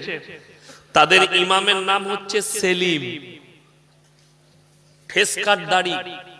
সে বলছে এখনকার মৌলবীরা এরা নারীদিকে বঞ্চিত করে দিচ্ছে, নারীরা ব্যবসা করবে, কাজ করবে, সব করবে, রাস্তায় ঘুরে বেড়াবে, কেন নিষেধ করবে? খালি তারা একটা উন্না গায়ে দিবে, কোনো অসুবিধা নাই। তার ব্যাপারে আমি খোঁজ নিয়ে দেখলাম, সে বলছে একটা নতুন দল তৈরি করেছে হিজবুত তৌহিদ। এরকম ভাবে শুধু হিজবুত তৌহিদ নয়, আমাদের দেশে একটা দল আছে কাদিয়ানি, পাঞ্জাবের কাদিয়ান বলে একটা জায়গা আছে, সেখানে একজনের জন্ম হয়েছিল, তার নাম হচ্ছে গোলাম আহমদ কাদিয়ানি। গোলাম আহমদ কাদিয়ানি প্রথমে সে বলেছিল मैं ईसा मसीह हूं, लोगरा बोले ईसा मसीह तो कियामत से पहले आएंगे, आप इतने जल्दी कैसे आ गए? तो बोलले, তারপরে সে যখন দেখলে এটা মিথ্যা হবে, তখন বললে मैं आखिरी नबी हूं, अहमद हूं। নাউজুবিল্লাহ বলে। তার বেটা সে কিতাব লিখেছে তার বাপের জন্য, গোলাম আহমদ কাদিয়ানির জন্য। আমার বাপ এত সাদা সিলে ছিল, এত নম্র বিনয়ী ছিল, এত ভালো নবী ছিল, ফজরের নামাজ পড়তে যাচ্ছে পাগড়ি মনে করে আমার মায়ের ছায়াটা লেপটিয়ে চলে গেছে। আমরা ওটা তো পাগল, ও কি করে নবী হবে? আচ্ছা বলুন, আমরা আপনি যদি বলেন ইয়াসিন সাহেব নম্র বিনয়ী লোক, ভদ্র লোক, আমি ফজরের নামাজ পড়তে গিয়ে আমার বইয়ের উন্নাটা মাথায় লেপটিয়ে চলে যাবো পাগড়ি মনে করে, রুমাল মনে করে, এরকম তো এগুলো তো পাগলে করে, আস্ত পাগল যারা হবে তারা করবে বইয়ের ছায়া লেপটিয়ে। সে একটা আস্ত গরু ছিল, পাগল ছিল। নবী কি করে হবে? নাউজুবিল্লাহ। নবুয়তের দরজা বন্ধ করে দিয়েছেন আল্লাহ। শেষ কিয়ামত পর্যন্ত আর কোন নবী আসবেন না, আমাদের নবী হচ্ছেন শ্রেষ্ঠ পয়গম্বর, আখিরি নবী। নবীর দরজা বন্ধ হয়ে গেছে। এইরকম হাজারো ঈসা মসিহ দাবি করবে, ইমাম মেহেদীর দাবিদার হবে, অনেক ভণ্ড আসবে কিয়ামতের পূর্বে। সাবধান থাকবেন, যাত্রার খপ্পরে পড়বেন না। এই বাংলাদেশে এরকম দল বেরিয়েছে, আপনাদেরকে অনুরোধ করছি বেঈমানের খপ্পরে পড়বেন না, নিজেদিকে মুমিন হন, কোরআন হাদিস সহি আকীদার উপরে চলুন, আল্লাহকে ভয় করুন। পৃথিবীর জীবনে আল্লাহর কাছে যতগুলো পাপ আছে, সব থেকে নিকৃষ্ট পাপের নাম হচ্ছে শিরকের পাপ। আমি আমার আব্বাজির সঙ্গে একবার লখনৌ গিয়েছিলাম জলসায়, আব্বাজির দাওয়াত ছিল অনেক দিন আগে। তো নাদওয়াতুল উলামা একজন বড় আলেম ছিলেন মোল্লা রাবে হোসনি সাহেব, ইন্তেকাল করেছেন। মুলাকাত করতে গেলাম তেনার অফিসে, আম দিল, দশেরি আম খেলাম। কি আমি বললাম, হযরত কুছ নসিহত কর দিজিয়ে। কি উপদেশ দিলেন জানেন? बंगाल और बिहार और झारखंड के ज्यादातर लोग शिरक और बिदात में डूबी हुई है, इनको बचाओ। ज्यादातर लोग शिरक और बिदात में डूबी हुई है। अपनी দেখুন তাকিয়ে, আপনি ঝাড়খণ্ডের গায়ে আছেন, ঝাড়খণ্ডে ঢুকলে বুঝতে পারবেন। সেদিন আমাকে কিষানগঞ্জের গায়ে জলসার দাওয়াত দিয়েছিল, আমি অনেক খোঁজ খবর নিয়ে গেছি। কেন? কিছু মাল রেডি আছে, একে পেলেই মারব। হ্যাঁ, রেডি আছে। আর ভাইজান ফোন করেছে, আমি বুঝে নিয়েছি অসুবিধা নাই এখানে গেলে, তা না হলে খুব ভেবে চিন্তে যেতে হচ্ছে, কষ্ট লাগে, দুঃখ লাগে। কেন? শিরকের উপরে কথা বলা, বিদআতের উপরে কথা বলা, কষ্ট এটাই। আজ কি বুঝলেন, আমি শুয়ে আছি, জুম্মার নামাজ পড়ে খানা খেয়ে, আমার স্ত্রীর ফোনে একজন ফোন করেছে, আমার স্ত্রীর বান্ধবী। সে জিজ্ঞেস করছে যে আমার শরীর খারাপ হয়েছে, আবার শরীর খারাপ ভালো হয়ে গেছে। সেই দিনই বলছে গোসলটা কেমন করব? আমরা ফরজ গোসল করবে। বলছে 3টে গোসল একসঙ্গে করলে, অনেক মেয়েরা বলছে 3 বার উজু করতে হবে, 3 বার ফরজ গোসল করতে হবে, তো নিমোনিয়া হবে, তো নিমোনিয়া হবে। কে বলেছে? হাদিস হচ্ছে খালার আর ফুপুর। ওই বললাম কালকে 1400 একর জমির উপরে, জায়গার উপরে, বড় পীরের আশেপাশে যত কবর আছে তাদের সব কবরে আযাব হবে না। ফতোয়া দিচ্ছে কে? না মৌলবি। শুধু এরকম ফতোয়া নয়, ইমানদারির সঙ্গে বলুন। আজকে আমরা মৌলবিরা বক্তব্য দিচ্ছি, তাতে সে দেওবন্দি হোক, বেরেলি হোক, আহলে হাদিস হোক, ফুরফুরা হোক, আর হড়হড়ে হোক, আর তালতালা হোক, আর খেজুরতলা হোক, মৌলবি বয়ান দিচ্ছে, বাবাজিরা শিরক জীবনে করো না, শিরক করলে জাহান্নামে চলে যাবে। পূজার উৎসবে যেও না বাবা, ঠাকুরের উৎসবে গেলে গুনাহ হবে, শিরকের গুনাহ হবে। আশ্চর্য লাগে, একটা অমুসলিম ভাই মাটির পুতুল তৈরি করে সেখানে উপাসনা করছে, এটা শিরক আপনার কাছে। আর আমি ঝাড়খণ্ডে, বিহারে, বাংলায়, মুর্শিদাবাদে, বর্তমানে বীরভূমে দেখিয়ে দেবো, মুসলমান গাছের গুড়ায়, বেকা গাছের নিচে মাটির ঘোড়া রেখে চাঁদরটা গিয়ে সিজদা করছে। ঠিক বললাম না ভুল বললাম? চলো আমি দেখিয়ে দেবো। আজকে আমার মোবাইলে, আমার ফেসবুকে শেয়ার করা আছে, বেরেলভিদের যারা নিজেদেরকে সুন্নি বলছে, তাদের একটা মৌলবি খালি কি বলেছে জানেন? সব থেকে দুঃখের বিষয়, আপনি দেখলেন তাকিয়ে, আমাদের জলসায় আল্লাহর কৃপায় সভাপতি থাকেন ভালো আলেম, আমাদের সভাপতি থাকেন ভালো আলেম, আমাদের জলসায় শিক্ষিত লোক যারা হাদিস কুরআন শুনবে তারাই থাকে। ঠিক কিনা? গানে করি গল্প আমাদের জলসায় চলে চলে। তারা, সে নিজের মুখে বলেছে, अरे अहले हदीस इन लोग का जलसे में डॉक्टर जाते हैं, मास्टर जाते हैं, और जितने हक सुनने वाले ये जाते हैं, और बरेलवी के जलसे में अनपढ़ गवार लोग आते हैं। আমি এক সপ্তাহ আগে বয়ান করেছি, তাদের গায়ে লেগেছে, আমার বয়ান তুলে ধরেছে। আল্লাহর কৃপা যে সেই বক্তা হক বলতে গেছে, তাকে স্টেজি অ্যাটাক করেছে, বেরেলিরাই অ্যাটাক করেছে বেরেলিদের বক্তাকে। আমার মোবাইলে রাখা আছে লোড করে। কেন? সে আমি বলেছি, এখানে হাজী সাহেব কে কে আছেন? হাত তুলেন। উমরা করতে গেছেন, হজ করতে গেছেন, স্টেজে কেউ আছেন? হাজী সাহেব কই? আপনি গেছেন? মাশাআল্লাহ। মক্কা থেকে মদিনা আমার আব্বাজি শোনাচ্ছিলেন 470 কিলোমিটার, তাই না? একটাও মাজার নাই। আর আমার বাড়ি থেকে ধুলিয়ান 210-15 হবে, 210-15 হাজার বেশি মাজার রাস্তায়। ঠিক বললাম না ভুল বললাম? আচ্ছা, কেন? অবাক লাগে, নবীজি সাল্লাল্লাহু আলাইহি সাল্লামের সাহাবীরা জান্নাতুল বাকিতে আছেন না নেই? একজনেরও মাজার নাই। এখন আমি একটা কথা বলি, আমি ইয়াসিন বেঁচে আছি না নেই? বেঁচে আছি। ইমাম সাহেব যদি বলে ভাই আমাকে 100 টাকা দেন, বার করে দিতে পারবো না? পারবো না পকেট থেকে? এখন আমি মারা গেছি, দিতে পারবো? কথা বলে না? আমি মারা গেছি, আমি আর টাকা দিতে পারবো? ক্ষমতা শেষ। ওই বেরেলি একটা মানুষকে, মূর্খকে জিজ্ঞেস করুন যে মানুষ মারা গেছে, সে যদি কিছু না দিতে পারে, তাইলে ইয়াসিনের কবরে গিয়ে কি করে ভালো মন্দ চাইছিস, ছেলে চাইছিস? আমি অবাক হয়ে যাই। আমরা শুনেছি স্বামী স্ত্রী মিলনের দ্বারা বাচ্চা হয়, হয় না? হয় না? এটা আল্লাহর নিজামত। বাচ্চা কে দান করে? আল্লাহ। স্বামী স্ত্রী মিলনের দ্বারা বাচ্চা হয় না? হয় না? এটা আল্লাহ নিজামত তৈরি করেছে, আল্লাহর নিজামত। কিন্তু দুঃখ লাগে, মাজারে গিয়ে 3 দিন খালা শুয়ে আছে। কি গো? বলে হুজুর বলেছে 3 দিন শুলে ছেলে হবে। মাজারে শুলে ছেলে হয়? আমরা শুনেছি স্বামীর পাশে শুলে ছেলে হয়। এ কথা বললি গাল দেবে। মুর্শিদাবাদ, বীরভূম, বর্ধমান, বাঁকুড়া, হাওড়া, হুগলি, পুরুলিয়া, হেঁটে হেঁটে খালা আসছে, খালার খালুরা। কোথায়? বলে পাথর চাবড়ির মেলায় যাব। কেন? বলে ওর জিলাপি হুজুর বলেছে পায়ে হেঁটে গেলে হজের নেকি পাবে। নাউজুবিল্লাহ। তোর হুজুর মার খাবে আর তুইও খাবি।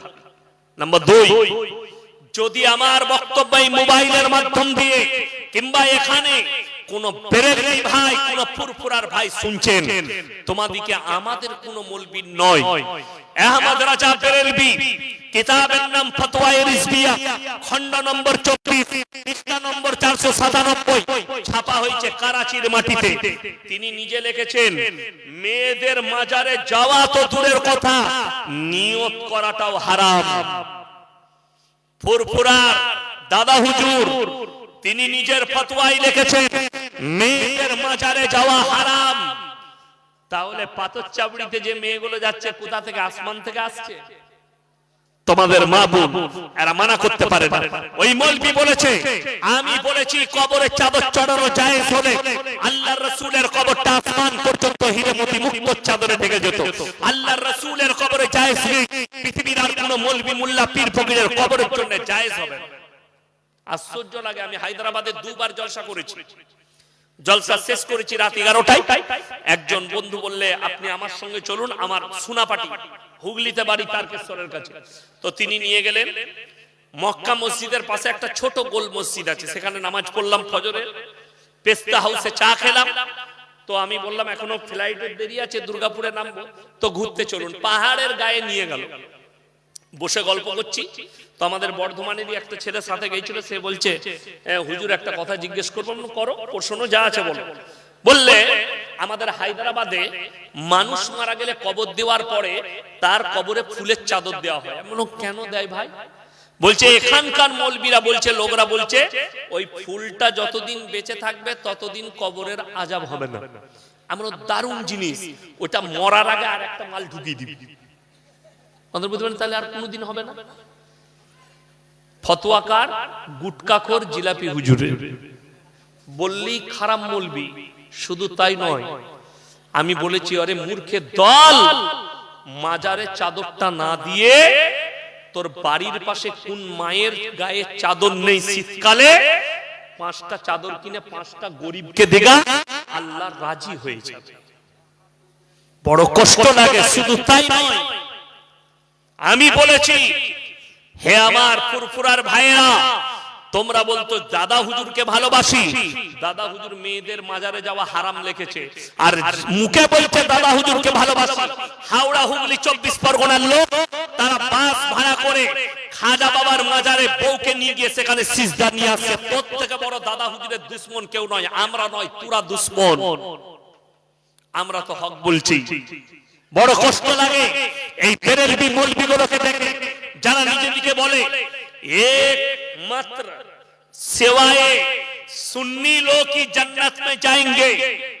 আপনার মুর্শিদাবাদে একটা গুটকাখোর আছে মুফতি, যার নাম হচ্ছে জুবের।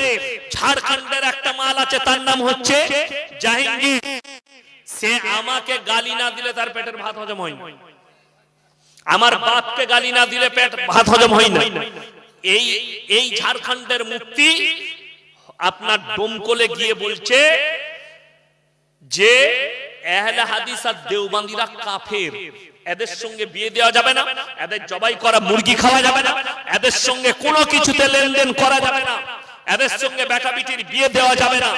আমি সেই গুটকাখোরকে জিজ্ঞেস করতে যাই, তোমাদের কওমের লোক বেরেলভিরা কি হজ করতে যায় না? কথা বলে না? যাই না? যাই। তো মক্কায় যারা মাটবেল বিছিয়েছে তারা তো ওয়াহাবি, মক্কায় মেশিনটা যে লাগিয়েছে তারা ওয়াহাবি, মক্কায় যে হোটেলে খাচ্ছ, যে রান্না করছে ওয়াহাবি। তাহলে তোর ঈমানটা কোথায় থাকবে? দেখো বলছে এদের সঙ্গে মুলাকাত করলে ঈমান চলে যাবে। আমি উত্তর দিনাজপুর থেকে জলসা করে আসছি, আপনার কালিয়াচকে দাঁড়িয়েছি, একটু ফল কিনবো বাড়ির জন্য। আর দেখলাম বাইকে করে একজন বেরেলভি মৌলবি এলো, কোথা থেকে জলসা করে, কাঁধে ব্যাগ আছে, আমার দিকে এগিয়ে এলো। আমাকে বললে আসসালামু আলাইকুম হুজুর। আমি মুলাকাত করলাম, আমাকে বললে ভালো আছেন, আপনার জলসা আমি মোবাইলে শুনি, একটা সেলফি নেবো। আমি বললাম সবাই নিচে, তুমি কেন বাদ যাও? কিন্তু ফটো তোলার পরে তার কাঁধে হাত রেখে বললাম ভাই একটা কথা বলবো। বলছে বলুন। আমি বললাম তোমাদের মুফতি জুবের বলছে দেওবন্দীদের সঙ্গে আহলে হাদিসের সঙ্গে মুলাকাত করলে বিবির তালাক হয়ে যাবে, এখন তোমার বউটা নিয়ে কি করবে? সে কি উত্তর দিল জানেন? ও তো হারামখোর মুফতি, আমরা স্টেজে বলতে পারবে, মসজিদের মেম্বারে বলতে পারবে, আমার সামনে বলছো? এটাই হচ্ছে কমি। বড় কষ্ট লাগে। আপনারা পেছন থেকে গালি দিতে দেখছেন, এরা সামনে পড়ে গেলে আমাদেরকে হুজুর হুজুর করে। আমি মেদিনীপুরে খড়গপুরে জলসা করে আসছি, শেরে পাঞ্জাব কোলাঘাটে চা খেতে ঢুকেছি, আর ফুরফুরার একজন হুজুর ঢুকেছে। ইয়াসিন ভাই সালাম আলাইকুম, ভালো আছেন? এ হুজুরের পয়সাটা আমি দেবো। আমি বললাম না না তোমাকে দিতে হবে না, আমি দিয়ে দিচ্ছি। সে ছাড়লো না, চা খাওয়ালে। এই লোক যখন স্টেজে যাচ্ছে আমাকে গালি দিচ্ছে, এই লোকের কাছে যাচ্ছে বলছে এদের সাথে মুলাকাত করো না, অথচ এদের মৌলবীরা আমাদের সাথে মুলাকাত করছে, আমাদের সাথে আমাদের যখন দেখা হচ্ছে আমাদের সামনে জুজু জুজু করছে। দুঃখ লাগে। ফতোয়া কাকে দিচ্ছ? সাধারণ মানুষকে বিভ্রান্ত করছো। আমরা তোমাদেরকে কাফের ফতোয়া দিইনি, শুনে রেখে দাও। যারা কুফরি করবে তারা কাফের, যারা আল্লাহর সঙ্গে শিরক করবে তারা কাফের, তারা মুশরিক। আমার বন্ধুগণ, আমি ওদেরকে মুশরিক বলেছি। অবাক লাগে, ইয়াসিন মারা গেলে যদি কিছু না দিতে পারে, আমার কবরে তুমি ভালো মন্দ চাইলে আমি কেমন করে তোমাকে কিছু দিতে পারি? বড় কষ্ট লাগে। মাজারে গিয়ে ভালো মন্দ চাইছে, মাজারে গিয়ে। আমাদের সমাজে আপনি বলুন, মানুষ মরে গেলে, স্বামী মারা গেলে স্ত্রী কবরস্থানে যেতে পায়? কথা বলে না? যেতে পাবে না। বাপ মরে গেলে বিটি যাবে না। তাহলে মাজারে আমি ইয়াসিন মারা গেছে, আমার কবরে তোমার বউ কি করে যেতে পারে? এইটাই বুঝাতে চেয়েছি। এই মারাত্মক শিরকে লিপ্ত হয়ে আছে তারা। শুধু তাই নয়, মাজারের সামনে যদি ভালো মন্দ চাওয়া যেত, সর্বপ্রথম আল্লাহ রাসূল সাল্লাল্লাহু আলাইহি সাল্লামের কবরে চাওয়া যেত। নবীজির কবরে জায়েজ নেই। পৃথিবীর কোনো মৌলবি মোল্লা পীর ফকিরের কবরে ভালো মন্দ চাওয়া যাবে না। আল্লাহ রাসূলের কবরে সিজদা নেই। পৃথিবীর আর কোনো মৌলবি মোল্লা পীর ফকিরের কবরে সিজদা দেওয়া যাবে না। বড় কষ্ট লাগে। লোকে মনে করছে পীর মানে আল্লাহর ওলি, যেমন অপব্যাখ্যা করা হয় কোরআনের আয়াতে। কোরআনে আছে ইন্না আউলিয়া আল্লাহি লা খাউফুন আলাইহিম ওয়া লা হুম ইয়াহজানুন। এই আউলিয়া মানে এরা বলছে পীর, পীর ওলি। আমার কাছে তাফসীর শুনে যান। আউলিয়া শব্দের অর্থ হচ্ছে আল্লাহর বন্ধু।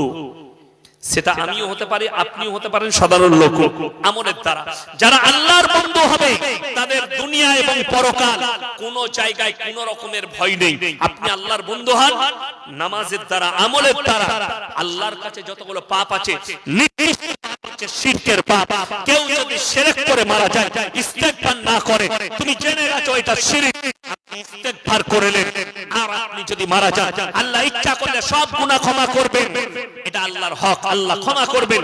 কিন্তু কেউ যদি জেনে বুঝে শিরক করে মারা যায়, সেই পাপ আমার আল্লাহর জীবনে ক্ষমা করবেন না, সেই ব্যক্তি জাহান্নামে যাবে। আমরা সবাই নিজেদেরকে শিরক থেকে বাঁচাবো, জোরে বলুন ইনশাআল্লাহ।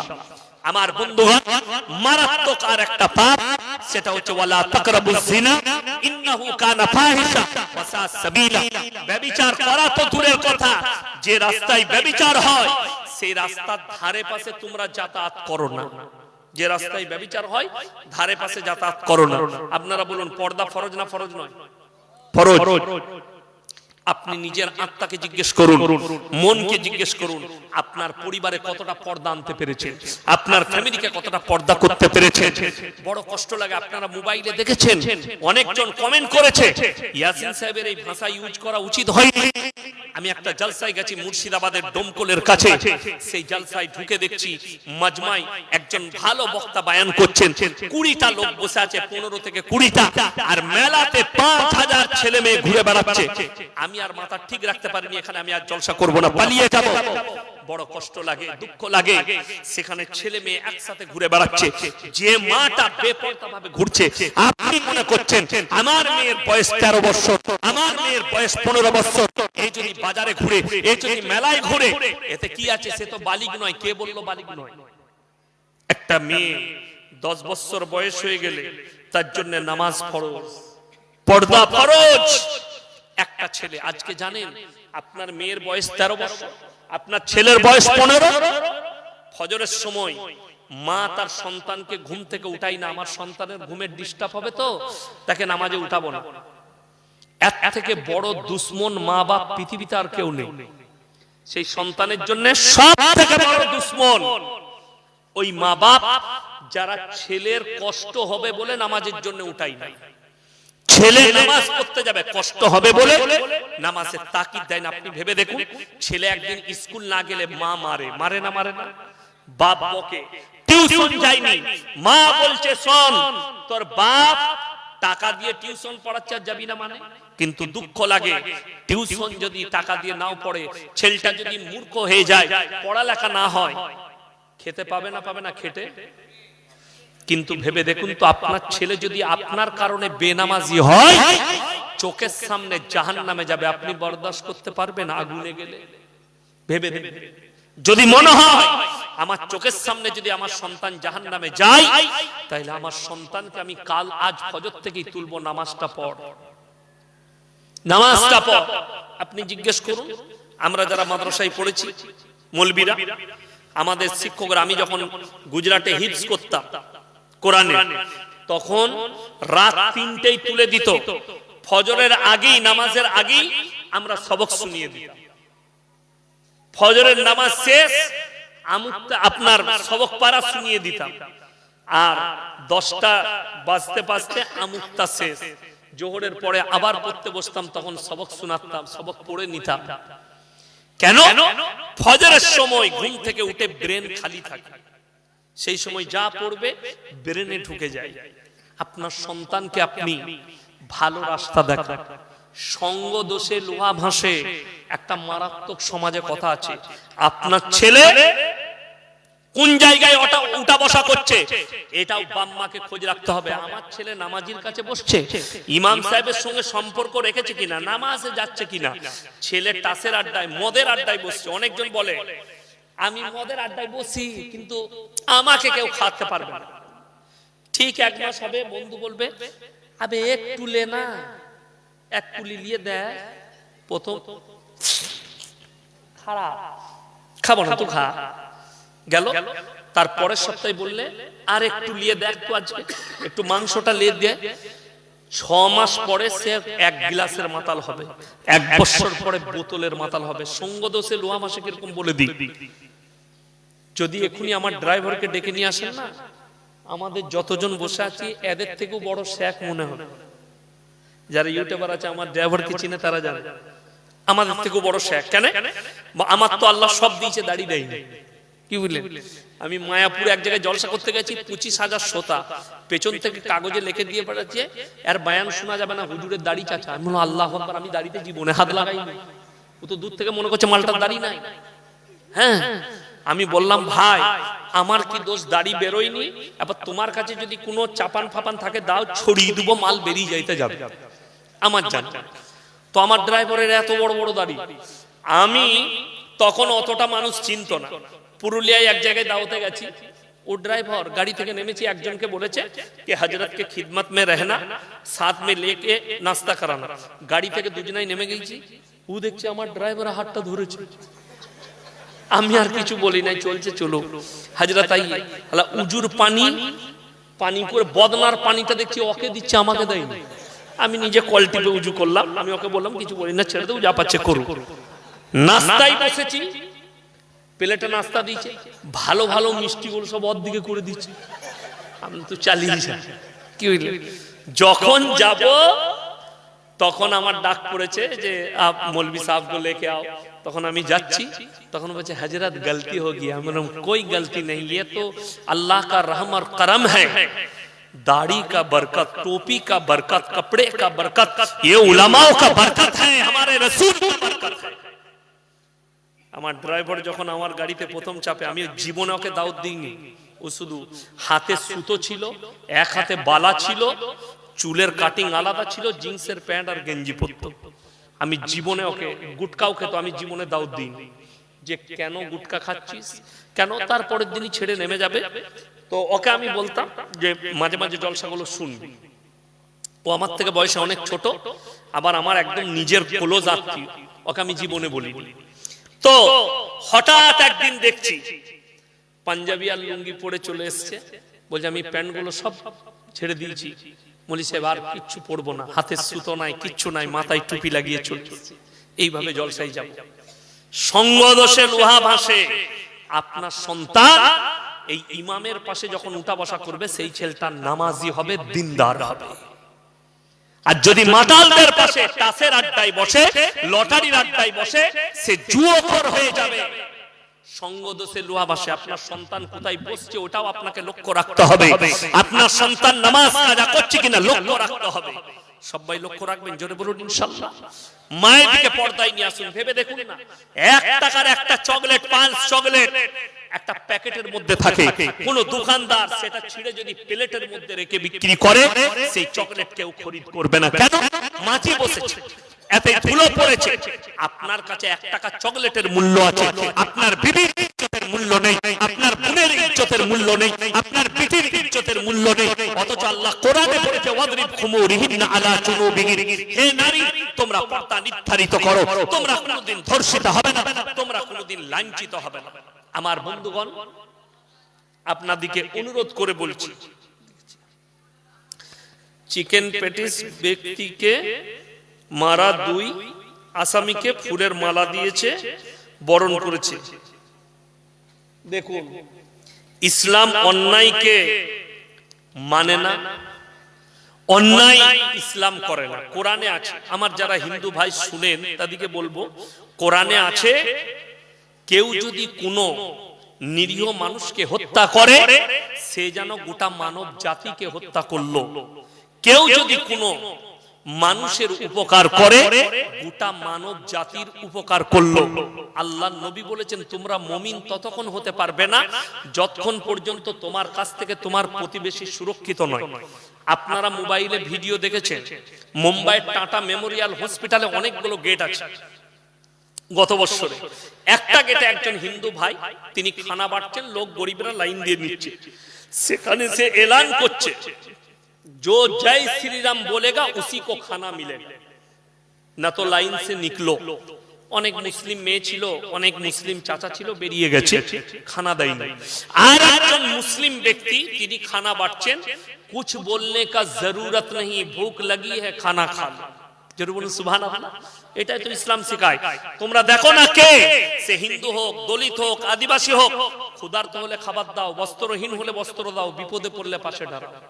আমি যখন গাড়ি নিয়ে বাড়ি যাই রোডে, বর্ধমান টাউনে রাত 2টো থেকে একটা চায়ের দোকান খুলে বাপিদা, আমার আব্বাজি ছোট থেকে দেখছে, আমিও ছোট থেকে দেখছি, বাপিদা চায়ের দোকান, দেশি মুরগির ডিম সিদ্ধ, মালাই টোস্ট আর চা, আমি খেয়ে বাড়ি যাই।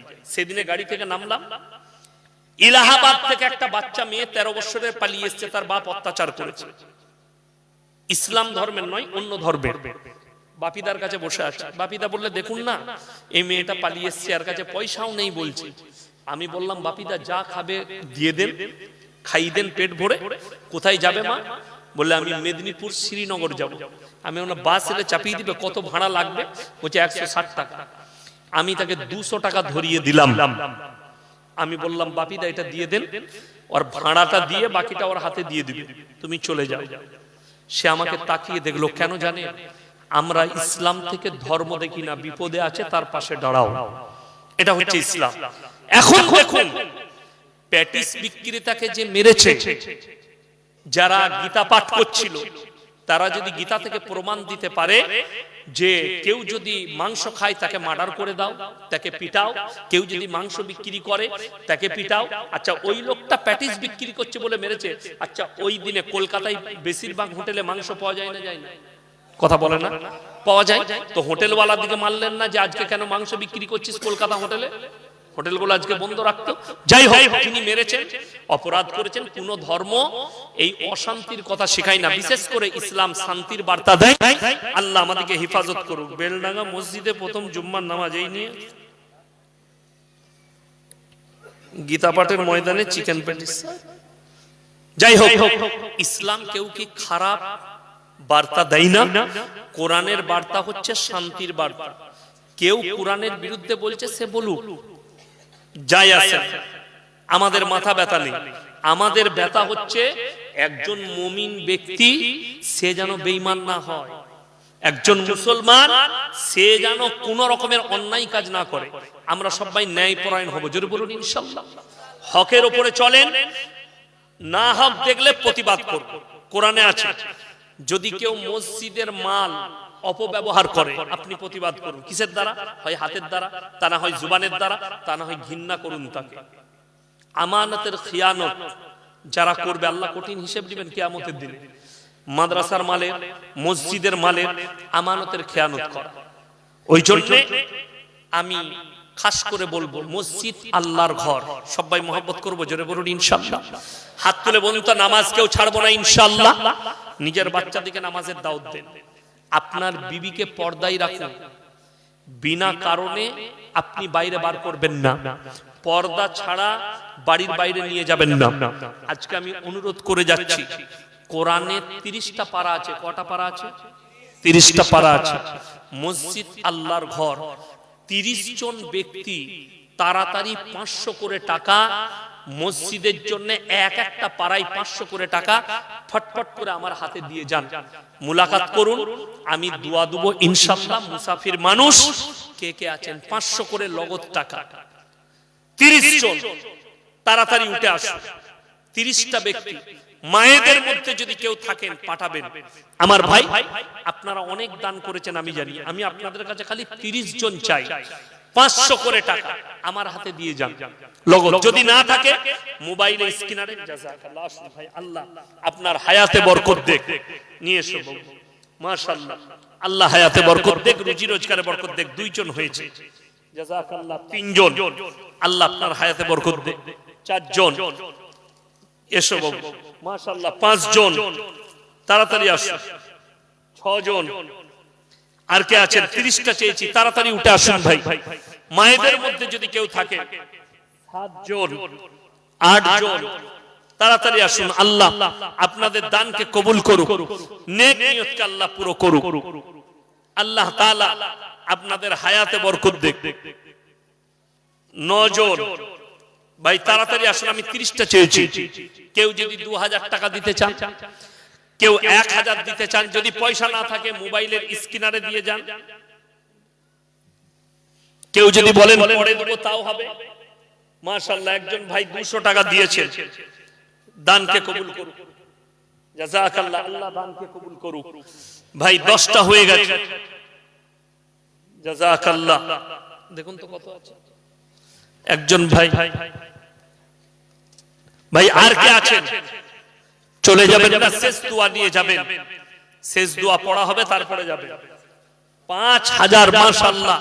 এই দেখেন 10টা, 10 আর 10 এ 20টা হয়ে গেল মাশাআল্লাহ। 21 22টা হলো মাশাআল্লাহ। 23টা হলো ভাই, 23টা হয়ে গেছে। আর মাত্র 7টা লাগবে ইনশাআল্লাহ। 7টা। যদি আরো কোনো ভাই থাকেন 3500 টাকা দিবেন 7টা।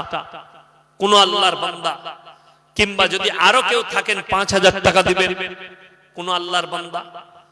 যদি না থাকে আপনি পরে দিবেন। আর 7টা লাগবে মাত্র। 7 জন আল্লাহর বান্দা কে কে আছেন? 7 জন। একটু তাড়াতাড়ি উঠে আসুন। আর 7 জন হলেই হয়ে যাবে ইনশাআল্লাহ। 7 জন ব্যক্তি কে কে আছে? 5000 টাকা যদি কেউ থাকে যদি 2000 টাকা কেউ থাকেন, কোন ভাই আছে একটু তাড়াতাড়ি বলি, মায়েদের মধ্যে যদি কোনো আমার বোন, কোন আমার মা থাকেন যে শেষ সময়ে মসজিদ আল্লাহর ঘরের জন্য আমি দেব 5000 টাকা, 2000 টাকা, কত আছে 3500, দেখেন 30টা হয়ে গেল, মাশাআল্লাহ আমি 30টা চেয়েছি, 30টা হয়ে গেল। আল্লাহ দানকে কবুল করুক, নেক নিয়তকে আল্লাহ পুরো করুক, কারোবারে আল্লাহ বরকত দেখ, রুজি রোজগারে আল্লাহ বরকত দেখ। আমার ভাই, সেদিন আমি বারুইপুরে ছিলাম, সেখানে আমি খালি বলেছিলাম দানের হাতটা মুর্শিদাবাদের অনেক লম্বা, আপনারা মুর্শিদাবাদকে হারাতে পারবেন না, কিন্তু সেদিনে হারিয়ে দিয়েছি। আজকে আমি দেখতে চাই 30টা যখন হয়েছে আর 20টা দিয়ে 50টা করে দেন ইনশাআল্লাহ। আমি জানি মুর্শিদাবাদের মাটিতে ফেলা যাবে না। আর দুজন ভাই যদি 5000 করে 10000 দিয়ে দেন ইনশাআল্লাহ, তাহলে হয়ে যাবে দুজন আল্লাহর বান্দা। যদি টাকা না থাকে আপনি ওয়াদা করুন, হাতটা মিলান, আপনি 1 মাস পরে দিবেন, 20 দিন পরে যেদিনে হবে, আর 5000 করে দুজন আল্লাহর বান্দা। আমি মুসাফির মানুষ, দোয়া করব। জাকিরা নবীজি বলেছেন গচ্ছিত সম্পদ, মাশাআল্লাহ 200 টাকা, মাশাআল্লাহ। আমার ভাই কে আছেন দুজন আল্লাহর বান্দা, মানুষ কিয়ামতের দিনে কাঁদবে, আমি যদি আরো কিছু দান করতাম আমার জন্য মঙ্গল হতো।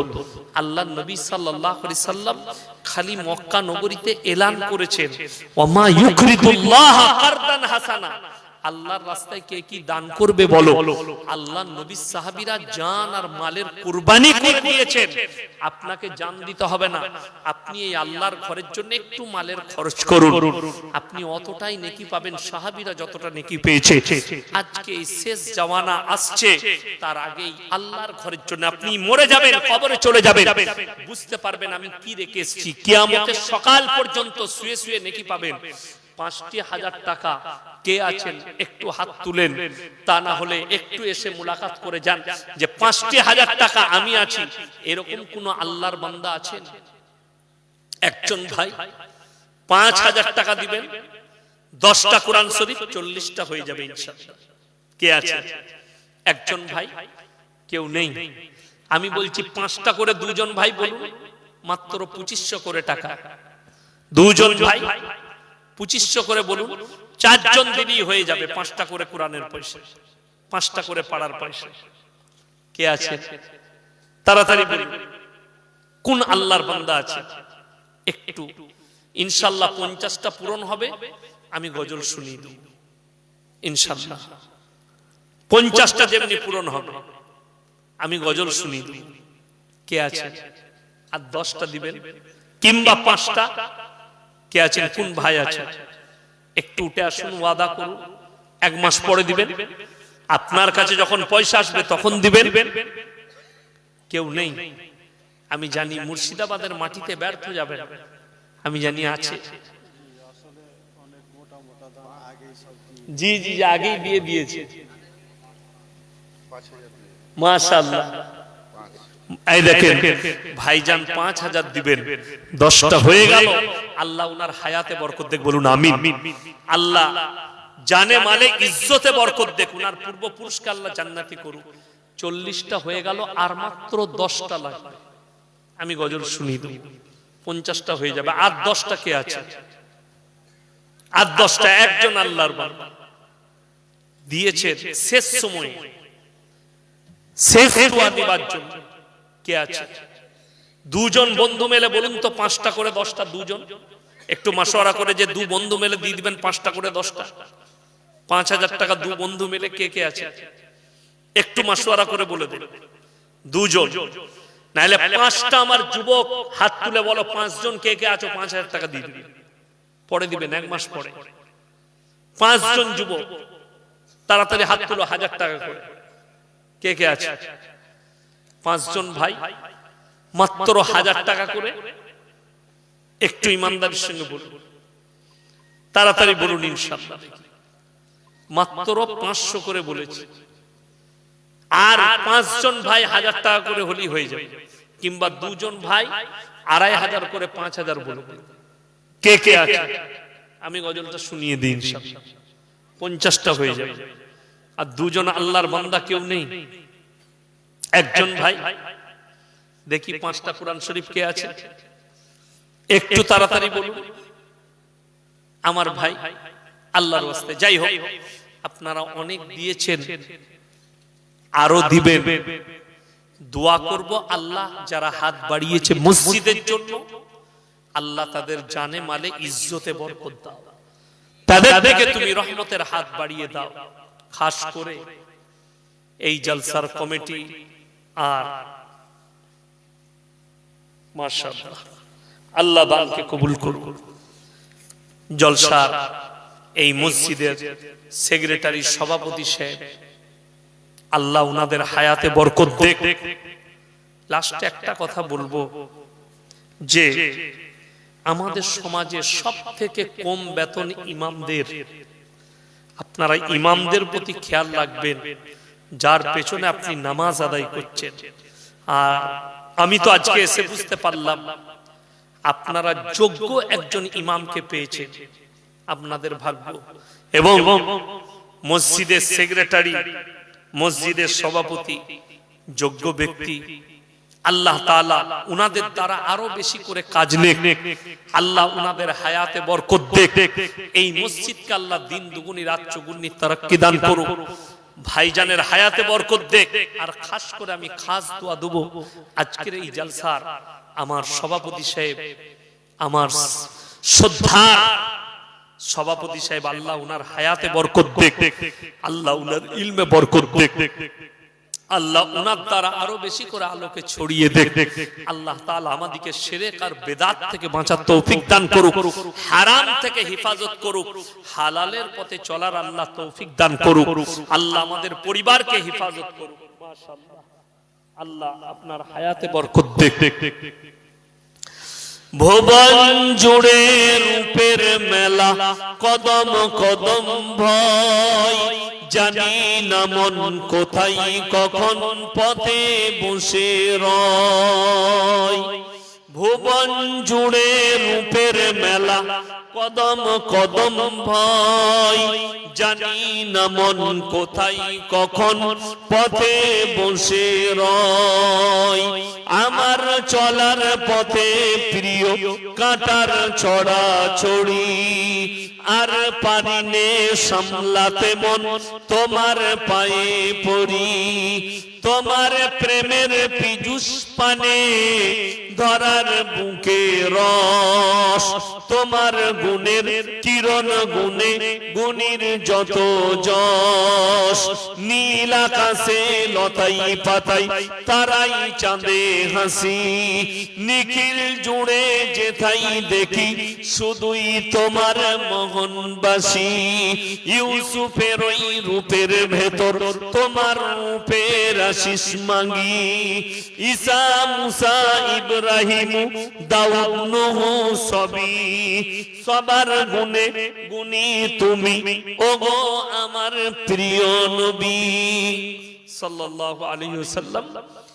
শেষ দোয়া পড়ার জন্য আমি আমার সভাপতি সাহেবকে অনুমতি দিচ্ছি। আসসালামু আলাইকুম ওয়া রাহমাতুল্লাহি ওয়া বারাকাতুহু।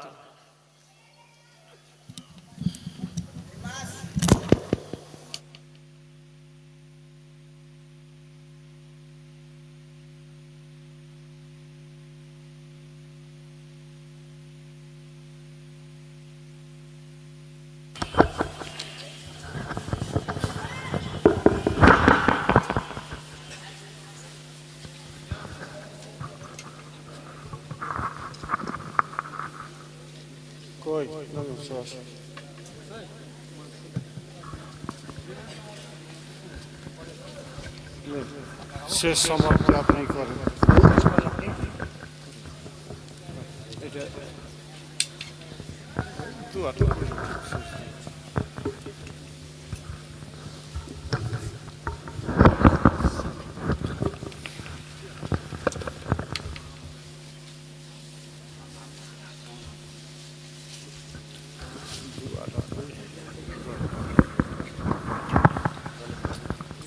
আমরা সকলে মজলিস শেষের দোয়াটা পড়ে নেব।